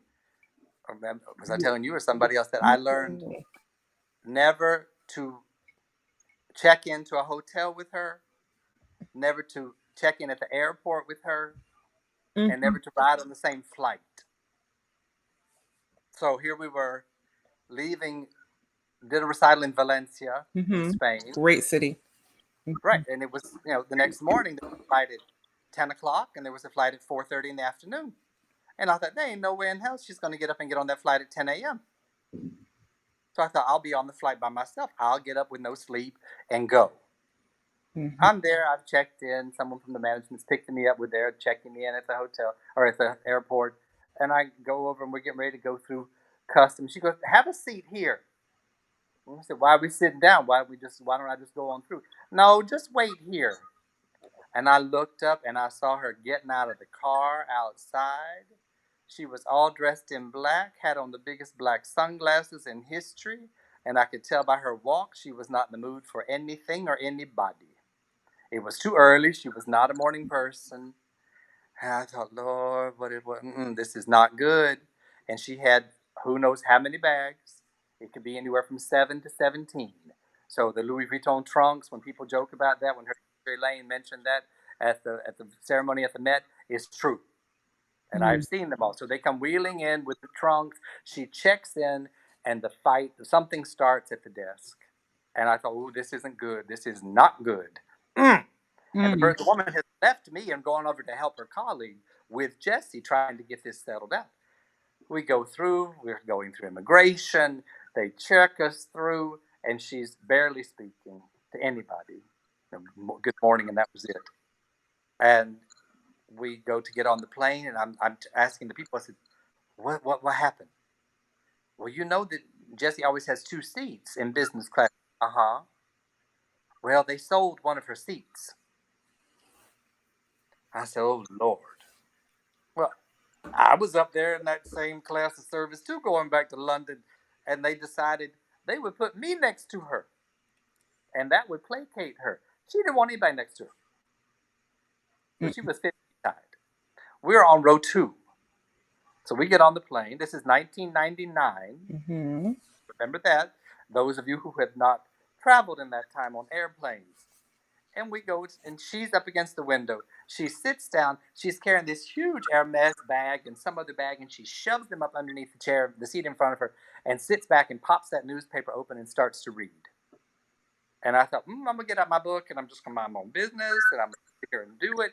We don't have a conversation. This is not about me. This is how she's dealing with life at this point. Fine, deal with Mhm. life. The flight takes off. We're about half an hour, 20 minutes up in the air. The seatbelt sign goes off, and all of a sudden I smell cigarette smoke. This is when people could smoke on a plane. Mhm. Row 1 was smoking, and row 2 was non smoking. Guess where the smoke was going? So the smoke is coming up over the seat. Next thing, she drops that newspaper, is bent over, looking in her bags, going through stuff on the floor, and I'm thinking, Lord, what is she going to do? She pulls out a can of Lysol spray because you could travel with that on airplanes at that point, and she starts spraying it over the seat. Well, the smell didn't. We didn't smell anything else, and the man put out his cigarette a couple minutes later, and that was it. That I was thought, it. thank, I thought, thank God. Oh, thank you, Jesus. Please, we can't go any further with this. No, please don't pull anything out of your Minutes bag. later, 10 minutes later, he lights up again. Oh, She pulls out that Lysol and starts spraying again. I thought, oh dear God, help me, please. This is not good. no. And I kept waiting for him to stand up and start screaming. 20 minutes later, one last time. He lights up again and she grabs that Lysol and starts spraying. He jumps up while she's spraying. What are you doing? That's flammable. And she looks up at him and goes, ha! The man with fire between his fingers is talking to me about what's flammable. And I'm going, oh my God. Oh, oh, gee, what do I do? Is he going to throw something at her? Is she going to throw the can at him? And he sits back down in his chair and then calls the stewardess over and he's telling her off in Spanish and blah, blah, blah. Things calm down. Jessie's back behind her newspaper.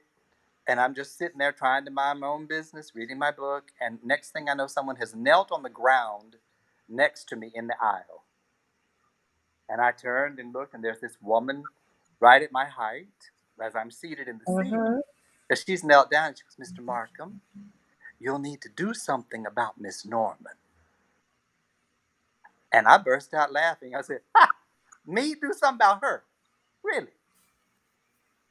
You really think that's how this works? I said, well, sir, if it doesn't stop, the police will be meeting the plane when we land in the United Kingdom. And I said, oh, okay. So she leaves, and Jessie peeks out from behind her newspaper and said, what she want? She said, if y'all don't behave, the police is going to meet us at the plane. Oh, the man didn't smoke anymore. She didn't spray anymore. We got to London, and I ran. The opposite direction.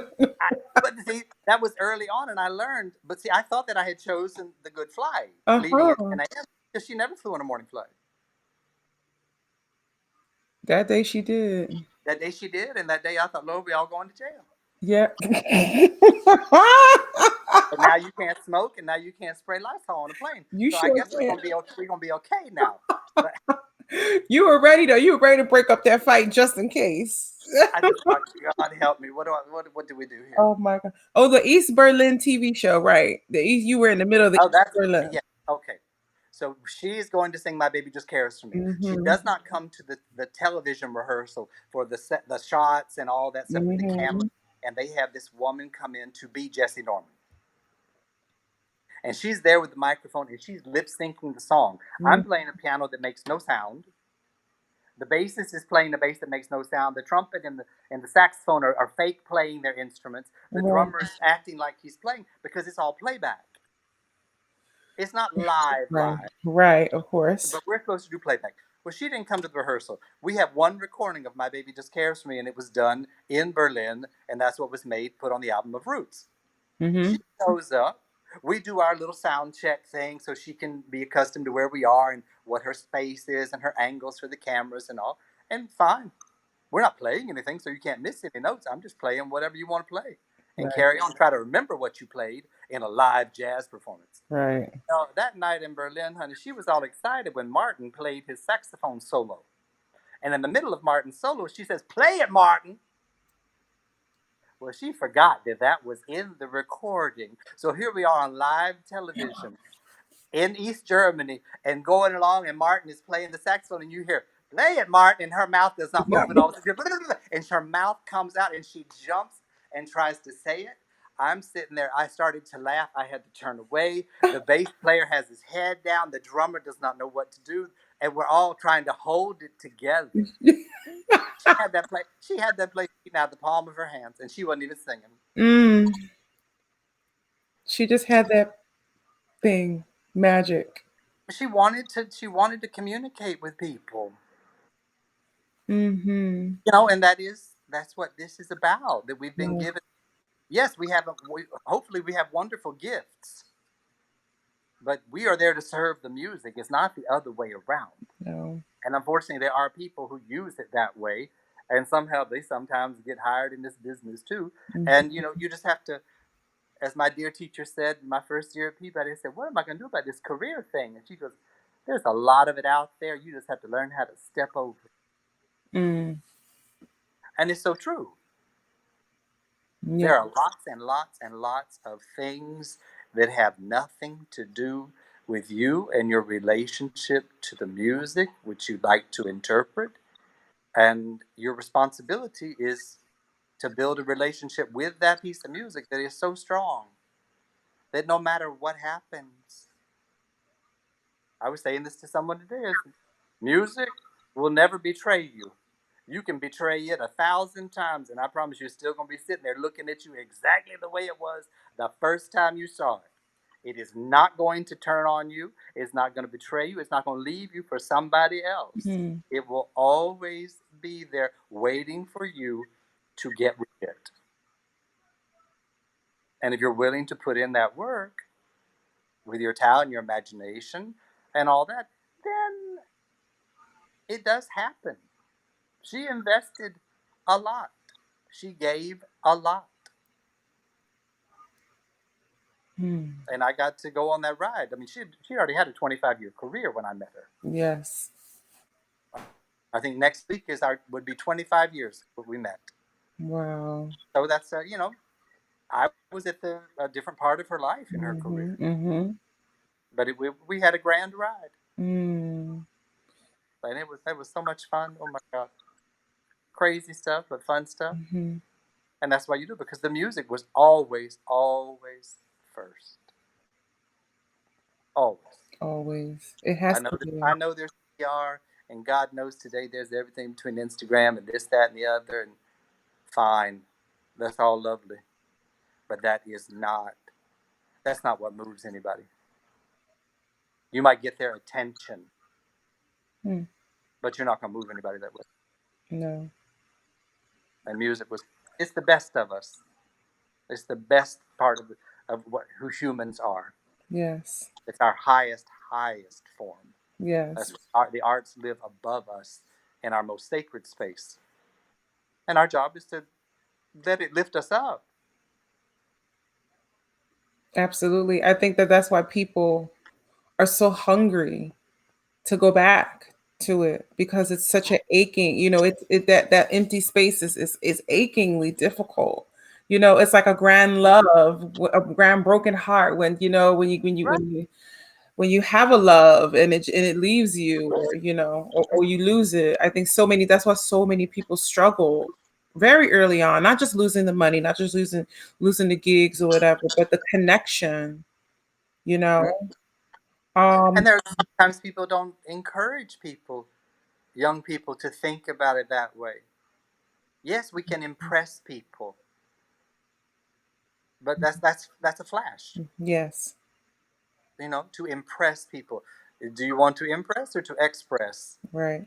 It's rather mundane, but Yeah. that is what it's about. That we are here to try to keep this music alive by trying to understand why somebody wrote it down in the first place. Right. If you can find that with certain composers, there's nothing greater. Nothing. Nothing, nothing. I know. I know. I got my favorite. Who was Miss Norman's favorite? That's what my friend Sean was her favorite leader composer. Oh my gosh, I mean, she could sing Strauss Hmm. incredibly well. Yeah. Everything she could sing well. I mean, everything. I mean, pretty much all the Berg Sieben Frühlieder. Oh Yeah. my God, that was outrageous. The Ravel Scheherazade. Hmm. We had so much fun with that. First time we did that in rehearsal, she looked at me at her house like, "Lord, the orchestra came." And you know I what? said, That's "Yes, an this is the amazing orchestra. feeling. That's This a is the orchestra. That's what I'm supposed to be over here. Is the orchestra. But people It don't gives get you that. You don't it get gives you all this imagination. Mr. Ravel did not write this piece as a piano solo. that. Mm-mm. This is the approximation of what is in that score, and then what most people could probably play. Mm. But this is where you play with your ears. You better have your fingers and your feet together, but otherwise, Yes. you need your ears. Right. Are you teaching that to the next generation? Like, what do you when you I know. When people are interested in learning something, then I'm more than willing. I coach singers a lot. Hmm. I don't see that many pianists, but when I do, I try to wake it up here to say this is not, you rehearse it one way and you take it out on the stage that way. Mm. You might be able to do that in chamber music with instrumentalists, but that to me is very boring too. That I'm going to nail it just like I did in that rehearsal. Yeah. Ew, that sounds dreadful. It's like cooking, trying to make it exactly the same way twice. Good Lord. Mm-mm. It ain't It, never gonna happen. it ain't ever going to happen in the first place, and you kind of foolish thinking that it will, They will. but people become disappointed when it doesn't, and then they come up with other, I don't know, Yeah. shtick or whatever to try Right. to try to figure that out. Right. Right. It seems to me that the black singers have been such an important part of your career, of your life. You talk about our experiences as being, what does that mean to you being a white man in this industry, having had such a connection to the black community, especially, now it's popular now. Mhm. Now we're all going to get these amazing jobs, hopefully. And all these things are not going to happen because we're not going to go back to the time. Well, But honestly, Karen, I never thought about it. I grew up in a place that was so racist, and I heard words that I don't want to hear anymore. And the very first recital, full recital I ever played with a singer, I was 18 years old. And it was her senior recital at the University of West Florida. And it was Renee Singleton, and she was an African American lady. And she sang a Scarlatti cantata, and she sang some spirituals at the end, and we did some other songs. I don't remember anything in the middle, but I remember the beginning and the end. But that was my very first experience, and I thought, this is great. mm, And her voice was lighter than Kathleen Battles. wow. And she did her thing. We got along great. I never thought about, what color anybody's skin was. It's like, this is music, for God's sake. There are no There's no skin color in this. Mm. Then Daisy Jackson, who was from my hometown of Pensacola. Yes, Daisy, yes. Dear Yes. Daisy. And through Daisy, I have all my connections with Todd Duncan, and that Todd was Mhm. the first Porgy, and she studied with Todd, and then all this was passed directly to me. Yeah. And they were from the same hometown and studied with the same family. And she asked me once she was home and said, "Could you play a couple songs for me in this church?" And I said, "Sure." We did a couple spirituals or whatever. That we did it. It shows up in the newspaper, and there's a photograph of the two of us. And my mother sees it and comes in and said, "Is this the person you played for?" And I said, "Yes." She said, and walked off because she saw that it was a black woman. She missed the whole part that it was at a gay church.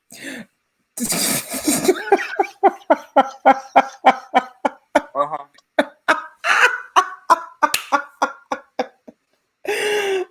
So I was concerned about that Right. because that was not public information at that point in 1979. But she was just caught up in the fact that Daisy was a black woman. But I come to Peabody and Veronica Tyler is there, and I work with Veronica and I play for her. Um, Derek Lee Reagan and I started working together in the early '90s. Yes. Had the most fun doing all that crazy stuff. We're still very good friends. Um, who else? I mean, now I would Janae Bridges, with Lemmy Pulliam. I've worked with Gordon Hawkins, Yes. Vincent Cole, Stephen Cole. Who else? Dwayne Moody down in D.C., Robert Cantrell here in Mhm. Baltimore, Janice Chandler here Yes. in Baltimore. It's just it's But you just know the that way that's not just the way it normal. was. It's Well, not normal. well, whatever it is. I remember when I was in Baltimore in the '80s as a student, I was playing at more black churches than the other people in the church.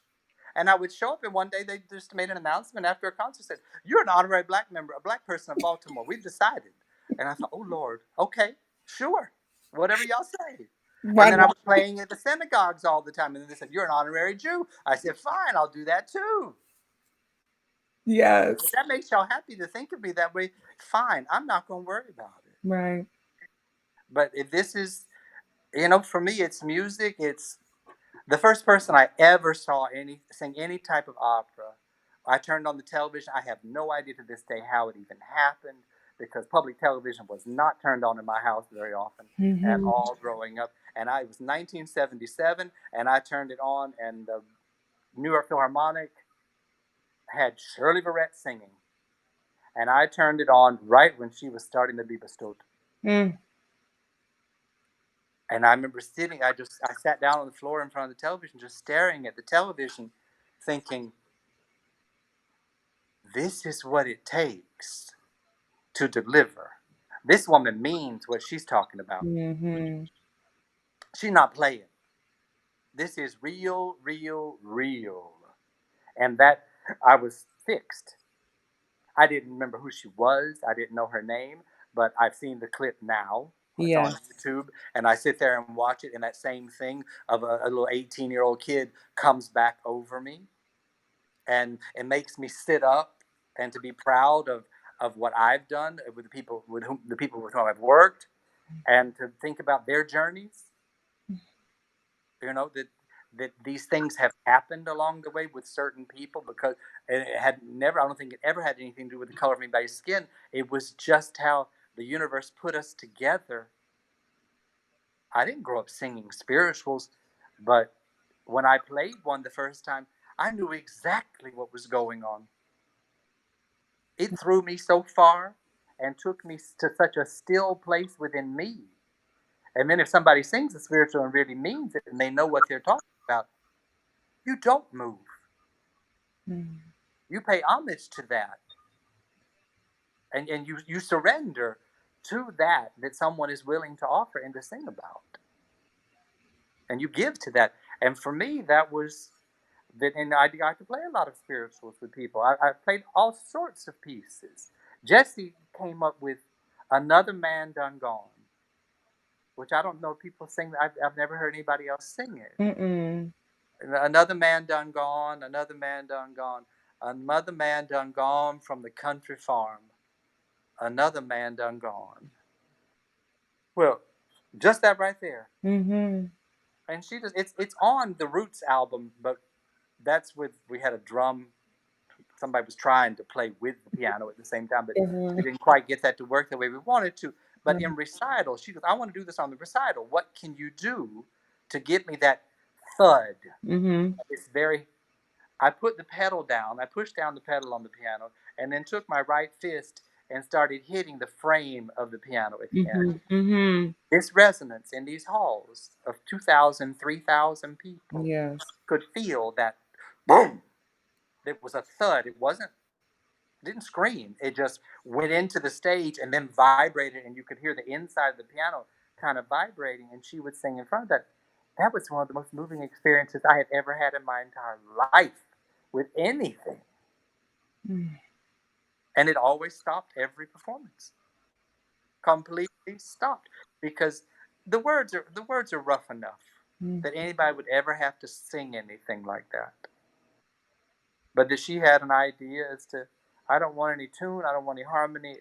Can you give me a sound? And I had to find a sound that Mhm. represents that. Why I feel that, I have no idea.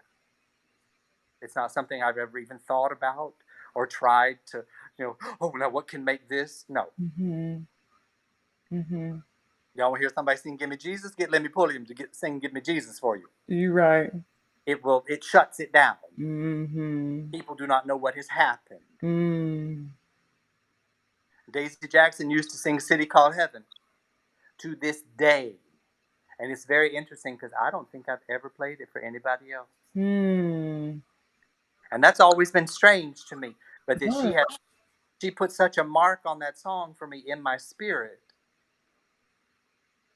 and that she could make that thing work in a way that I've never heard anybody else perform it that way. Mhm. And it doesn't mean their performance isn't great, but she had something so special, the connection to it. Derek Reagan, oh my God, what is that song?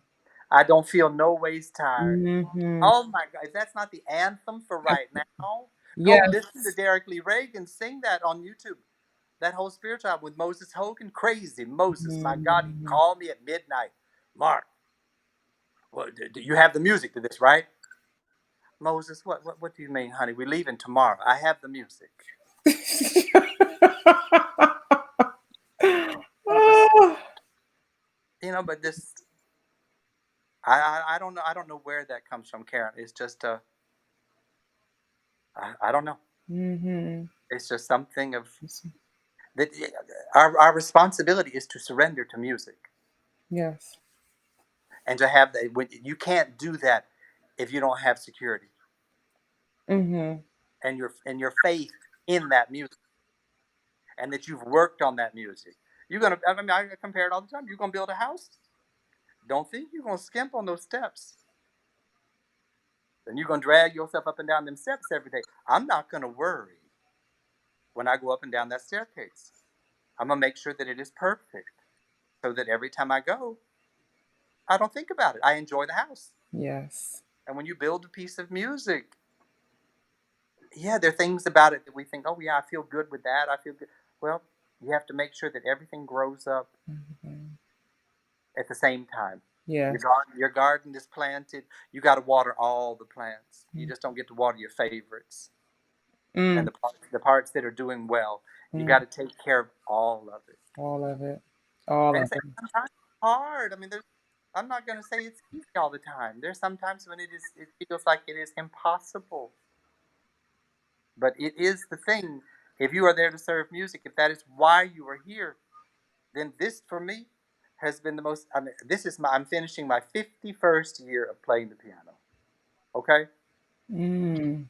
and I was all excited last year. Oh, my 50th year. Well, look what happened. Rona came along and kind of tried to shoot the whole thing down. And the first week was not pleasant. I got very upset. I got very afraid. I got really destabilized. And I had to sit down with myself and figure out, well, what you going to do with your time? What are you going to do? Just sit here? And I sat down at the piano and I decided, you know what? I'm going to dial it all the way back to square one.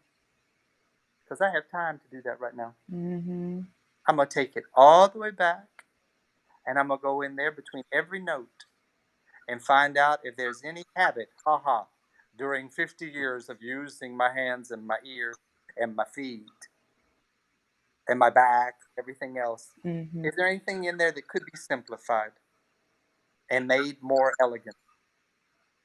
And that's what I've been doing with my time. And it's incredibly satisfying. I know it's hard. And for you guys, that everything lives within you and you have to somehow create the path for things to get out. Yeah, it's hard.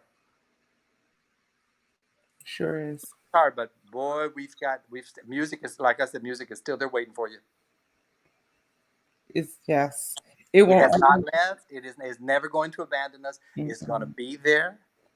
It's been the time to learn new music, for me to memorize things. I had many Mhm. colleagues who played with singers who like to play solo music. Graham Johnson was so hysterical. He looked at me one day and said, "You're playing what?"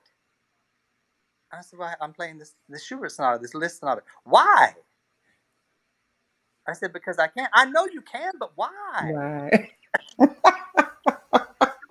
part of me. And then Yes. people heard me play with the band, and like, "You play with the Yes. band?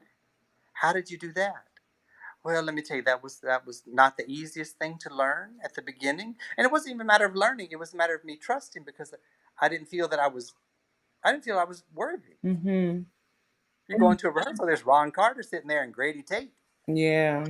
You know, you got two of the biggies of all time, Of and course. they're coming to you asking you for help. I'm like, what? Huh? But they heard it. They see it. They Y'all see. asking me, please. But Mhm. I had to figure out, how to play the piano in a group.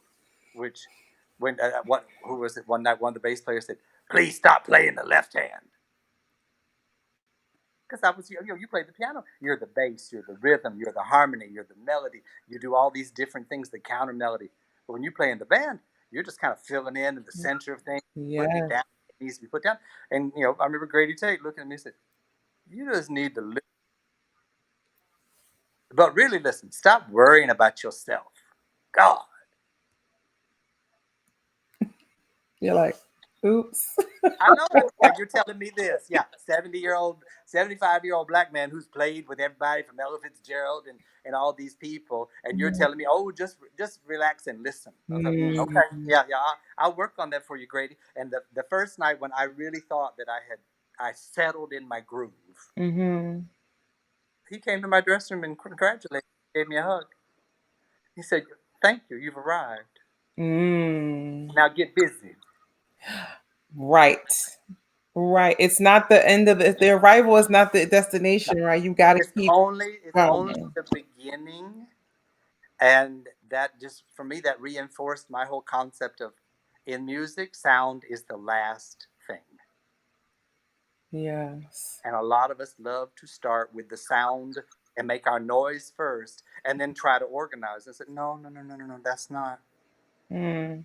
It's all the other stuff in the silence. I mean, Jessie would prepare. She wouldn't sing things. She'd just sit there and hear it in her head and over again. Mhm. People have seen me on airplanes with my arm going up in the air, conducting, trying to get the shape of a phrase that would understand it better. Mhm. I'm not touching a keyboard. It might be nice to touch the keyboard, but sometimes you don't have that luxury. Mhm. You sure don't. Yeah. And people still would like for you to do your job. So it's just a. Whew. You have worn me out. I am like, I'm sorry no, that's the point of these things. Oh to my wear you out. God. Are Listen. there questions out there, or they just all tell me to shut up? No, they're all just drinking it in and eating it and digesting it. And somebody said, "Oh, Patricia Combs, I hope all the quotables will be noted by someone." This will be available on YouTube. Yes, I'm sure there were a lot. Oh, my friend Sylvia Berry, who's a fantastic pianist, organist, plays harpsichord, all that fabulous stuff. We went to high school together, her and Oh, Kenny Overton and I. And stop. yeah, she says she wants to hear you play Schubert. She's like, now I Mm, want to hear him play Schubert. They're all mm. inspired. They're all gagged. They're like, oh, do you want to leave us with something? Because we've been on here almost 2 hours. I cannot believe that. I Well, can't believe we had our lovely Comcast breakdown there for a couple minutes, that's what but keeps it I'm glad we pulled it back exciting. together. That's what keeps it exciting. I, I guess, Karen, whatever you want to say, baby.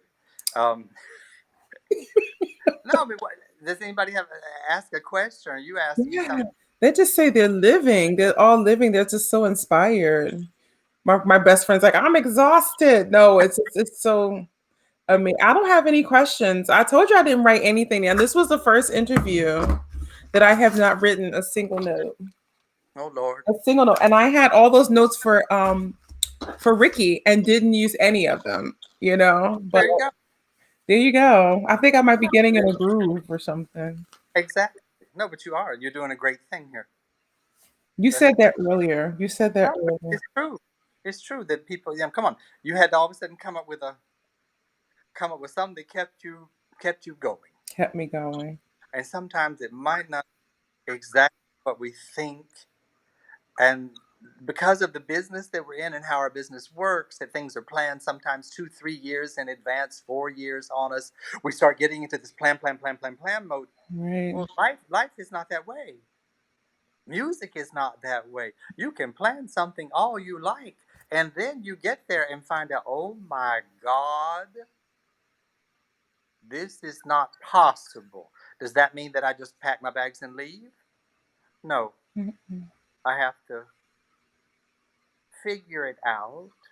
And whether you're by yourself, whether you're with somebody else in that moment, the if you have an understanding of how the thing that you love so much, how it's built, whether it's music or government, which we Mhm. realize in our country people have no idea how the government works, what Yes. what the civic responsibility is, relationships, food, uh, the computer, tech stuff, how all that works. If you Mhm. don't understand that, when there's a crisis, the only result we get is pandemonium, and it's only because you were not informed, that you didn't think about it, that you weren't as thoughtful as you could be. And this is what it's about. Mhm. That we need to set reasonable boundaries for ourselves. Yes. That's what gives us confidence. Mm. People think they're gonna like you sending me programs, and I Mm. look at the program going, that is not going to be something that's fun for her on a regular basis. Right. That's like carrying around that big old suitcase when you just going for the weekend, but you just loaded it up with everything, but you're gonna drag it around because you think you need it. But it's not gonna bring you any joy. It's gonna take away your joy from what should be the thing that gives you the most. Mhm. So trying to, I mean, I try not to tell people what to do, but at least to put that out there, that you really think you can do that every time you get up on stage?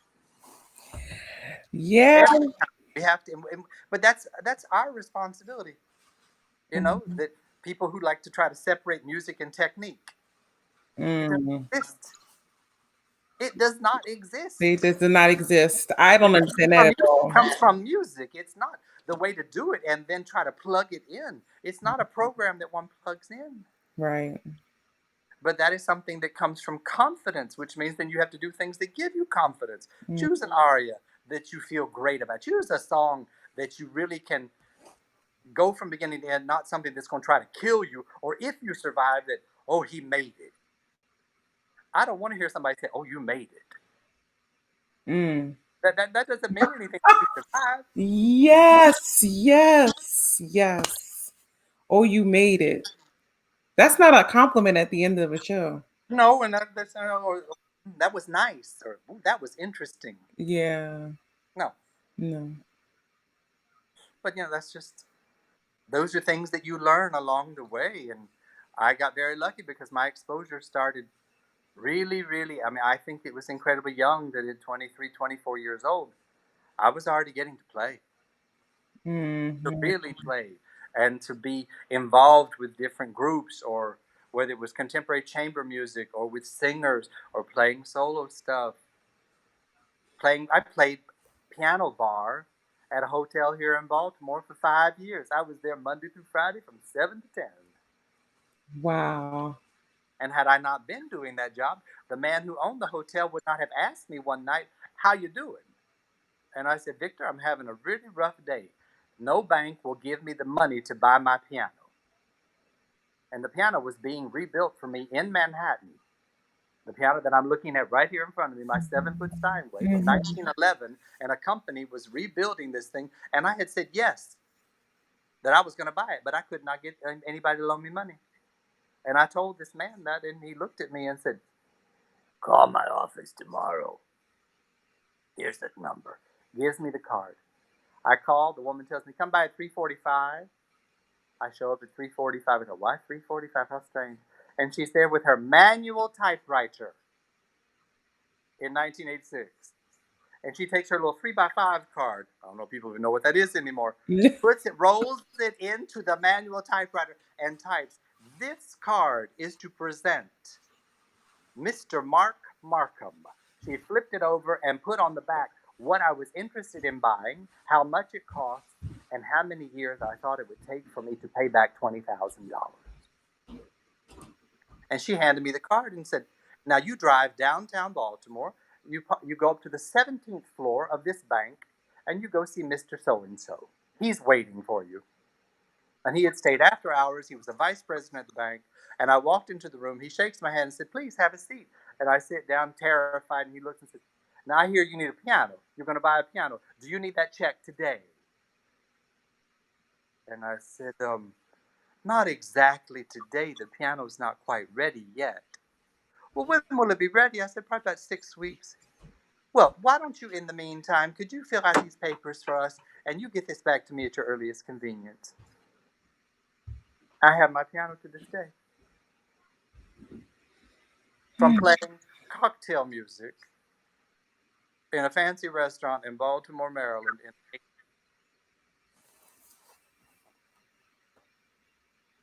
And this is just, you don't know. Did I learn a lot of those songs after I started working? Yes. Did I know some songs before? Yes. So the path is never going to be what you think it's going to be. Mm-mm. And if you can sort that out, I'm serious. I'm trying to sort out my phone right now so that it will actually charge. Charge. And of course, it's not Of course. Y'all because have I any tried that. questions? Y'all have any questions? Because I'm this man. I could tell you. I cannot wait till we take our show on the road because I already know. I What do you know, already know. Karen? Tell me. I'm gonna never forget it for the rest of my life. And there will be some other young lady or a gentleman who will be on the other side, and I'll be on your side, and I'll be like, when I was with Markham, and we were here doing this, and he told me this, and we did this, and I mean that would be a blessing. That would be a blessing. I look forward to it, Karen. Yes. Oh, we definitely. My husband, when I came to coach with you that day, my husband was like, "So, what'd you think about that?" And I was like, "Oh, of course, complain. Me, oh, I didn't do this, I didn't do that." He was like, "I think you need to keep working with him." Because he's been there with through my journey, my whole since I was going to be an opera. Since I said I want to be an opera singer, and I was 16 years old, and and he's seen all of it, all the coachings, all the lessons. He loves to sit in on my lessons too, Oh But boy. yeah, but anyway, they're not I'm having, asking any I'm having great luck tonight. questions. I'm Yes, having great luck with my mechanical things. that's okay. We are. I mean, we. That's okay. You'll have to come back. You'll have I'm to trying. come back. I'm trying just to stay for a few extra minutes here, but the Yes, technology is fighting me today. technology. Callie. Hey, Kalista. Hey, Maria. So many wonderful people. Oh, Kevin. Kevin Short is on here. Hey, Hey, Kevin. Kevin. Kevin Thompson and Kenneth Overton said, "When are we going to do his recital with you?" Well, come on. Come on. Spouse support. Yes. Eileen is here. Perez. Don't be Eileen, late. Question: do you wish singers would ask to delve into more, Eileen? To delve to in do. more? Eileen, ask that again. Sorry. Would do what do you wish singers would ask to delve into more? Sorry, my dear. I don't have my glasses on. I, for me, as someone who had to learn a second language when I was in my late 30s, because I had no choice. I had to learn French. I moved to France. I had no choice. I could read, I could recite poetry, but it wasn't going, like I said, it wasn't going to help me get a glass of water at the restaurant. Okay, so I had to learn. As I was at the beginning of it, I could feel my nervous system go berserk because I could not say what I wanted to say. Then I would finally get to a place where I could say what I wanted to say, but the conversation would switch so quickly that I wouldn't have time to get my 2 cents in. Mm, But when it finally settled to where my brain and my mouth and my spirit kind of lined up with it, and I could say what I needed to say, I could feel that my blood pressure calmed down, my pulse calmed down. And I thought, oh Lord, this must be what it must feel like when you're singing in a foreign language and you don't have a clue as to how to pronounce these words, what these words mean, the structure of the sentence. That would make me absolutely crazy. There's not one song I have played, well, except the Russian stuff, because I don't speak Russian. I work very hard at it, trying to understand all the sounds. But all the other rep that I do in English and Spanish, French, Italian, German, I can sing the song, every word, and I know what every word means, mm-hmm, so that I can turn a color, especially if somebody else does. mm-hmm. And so I finally met Jessie. She was like, she looked at me one night after some piece back, and we got off stage. She goes, "Good Lord, you were there with every sound." I said, well, "Isn't that my job?" And she just burst out laughing, like, "Hmm." Mm, I said, yeah, "But that's what makes it interesting for me." So for singers, I realize there are a lot of people out there nowadays who just kind of make up noises yes, because they throw in all this sound, especially in the opera world. They're throwing noise into the room. It doesn't have anything to do with the language or how the language is spoken, yes. and how you speak the language and where it comes from, Mm-hmm, resonance wise. And that when someone settles in and settles down because they have that confidence, knowing they've done that hard work, it's amazing what type of breath you can actually take.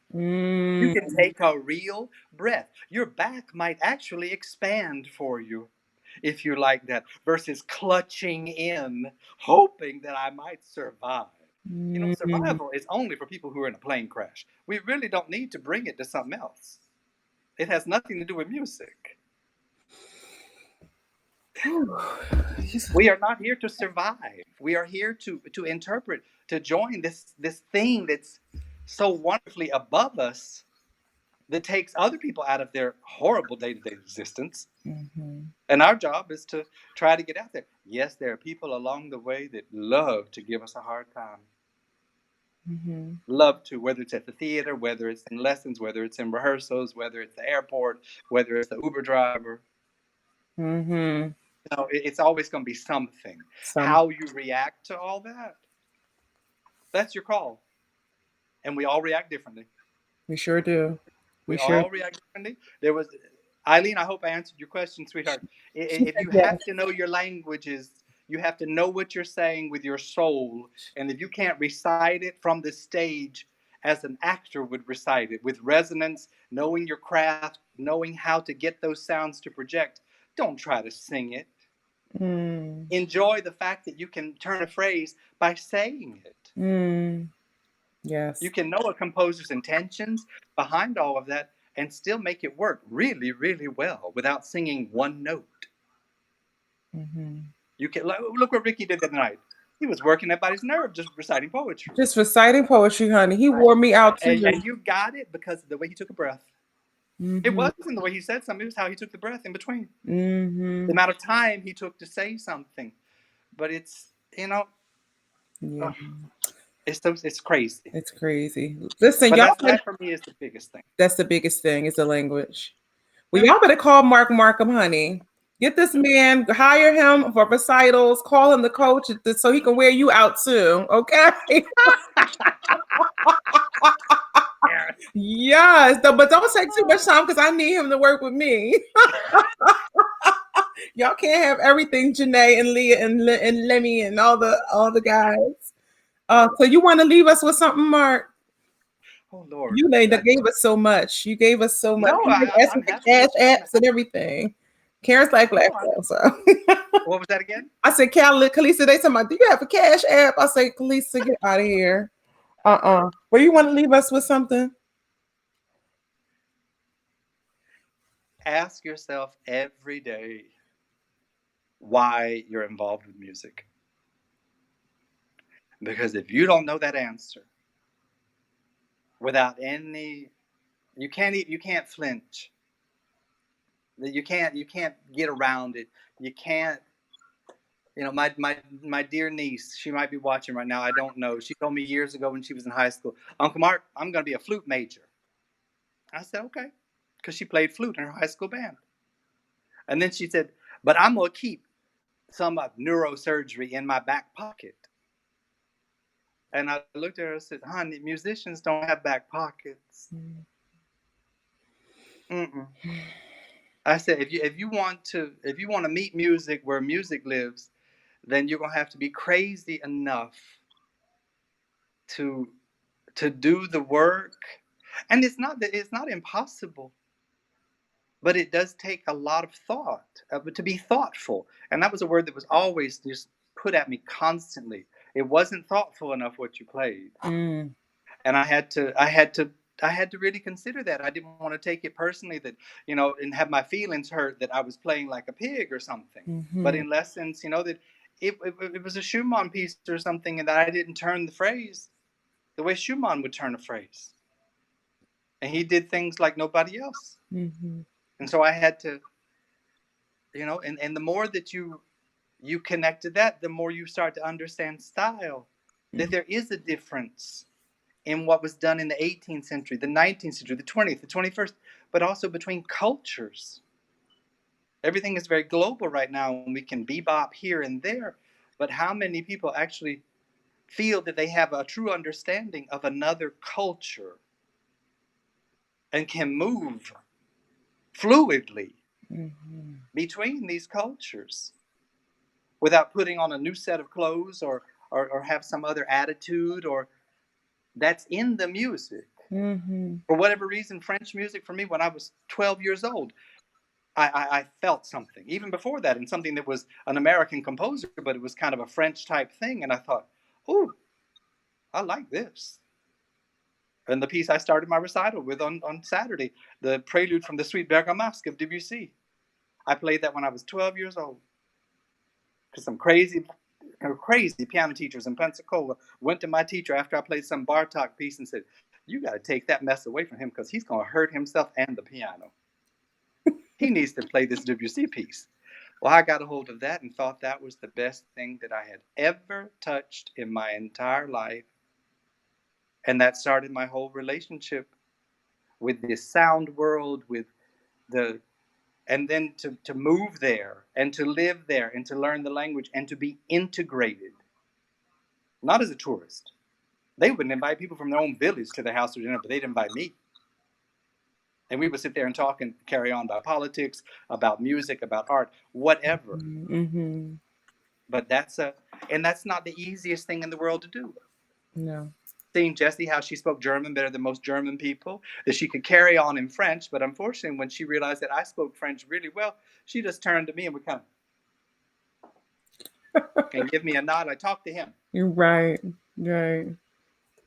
The night when the photographers were down at the foot of the stage outside and they wouldn't stop clicking during the first piece, and she stopped at the end of the song and turns to me and said, would you please go over there and tell these people to stop taking pictures, because if not, we're not going to sing anymore. I'm leaving.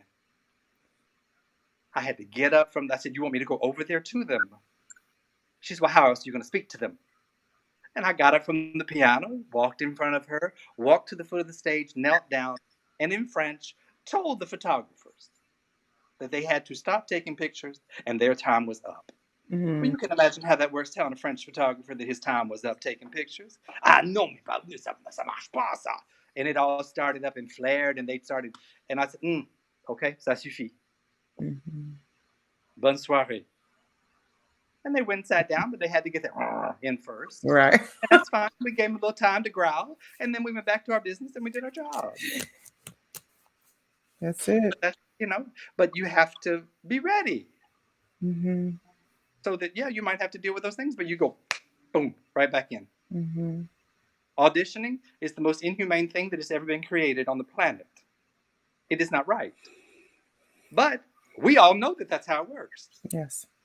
So it's our responsibility to practice as if we're walking into an audition, which really is another performance. Mm-hmm. And those who can perform, and it has nothing to do with their vocal ability or pianistic ability or their musicianship, it's what goes up on in their heads as to why they're walking in. It's not about getting a job or about winning something. Right. The only time I won any prizes was when I totally forgot that there were people in the room with me who were writing comments. And I just ripped it off and played my heart out. And at the end, I turned and looked, oh my God, you're here. I was surprised that they were even there. And they looked at me like, what are you? Who are you? Yeah. But that's it. But you practice these things. Yes. You practice practicing. Yes. If you don't understand what that means, send me a message. I'll be happy to talk to you about it. Send the man a message. Send the man a message. I'm Markham. I love you. I adore you. Oh, so much. Thank you for coming on this platform. My pleasure. Has everybody gone to bed? No, they're still here. They're still Lord, here. There are people coming in and out. Crystal Williams. Hi, Crystal. Another performance. Fenlon Lamb. Lisa Withers. Hi, Fenlon. Thanks for the message. I got my Wi-Fi or whatever it was that wasn't. Debbie C for the win. Iris Fairfax. Yes. Afton. Yeah, they're all just like, they're all in. They're all in. Whew. Thank you. Yes. Anyway, I'm sure they're all here. Of course. Thank you for saying yes. And I can't wait to make music with you. We will. We will. Very soon. We will very soon. Good night, you guys. Thank you so much. Thank you. Mwah. Night. Bye.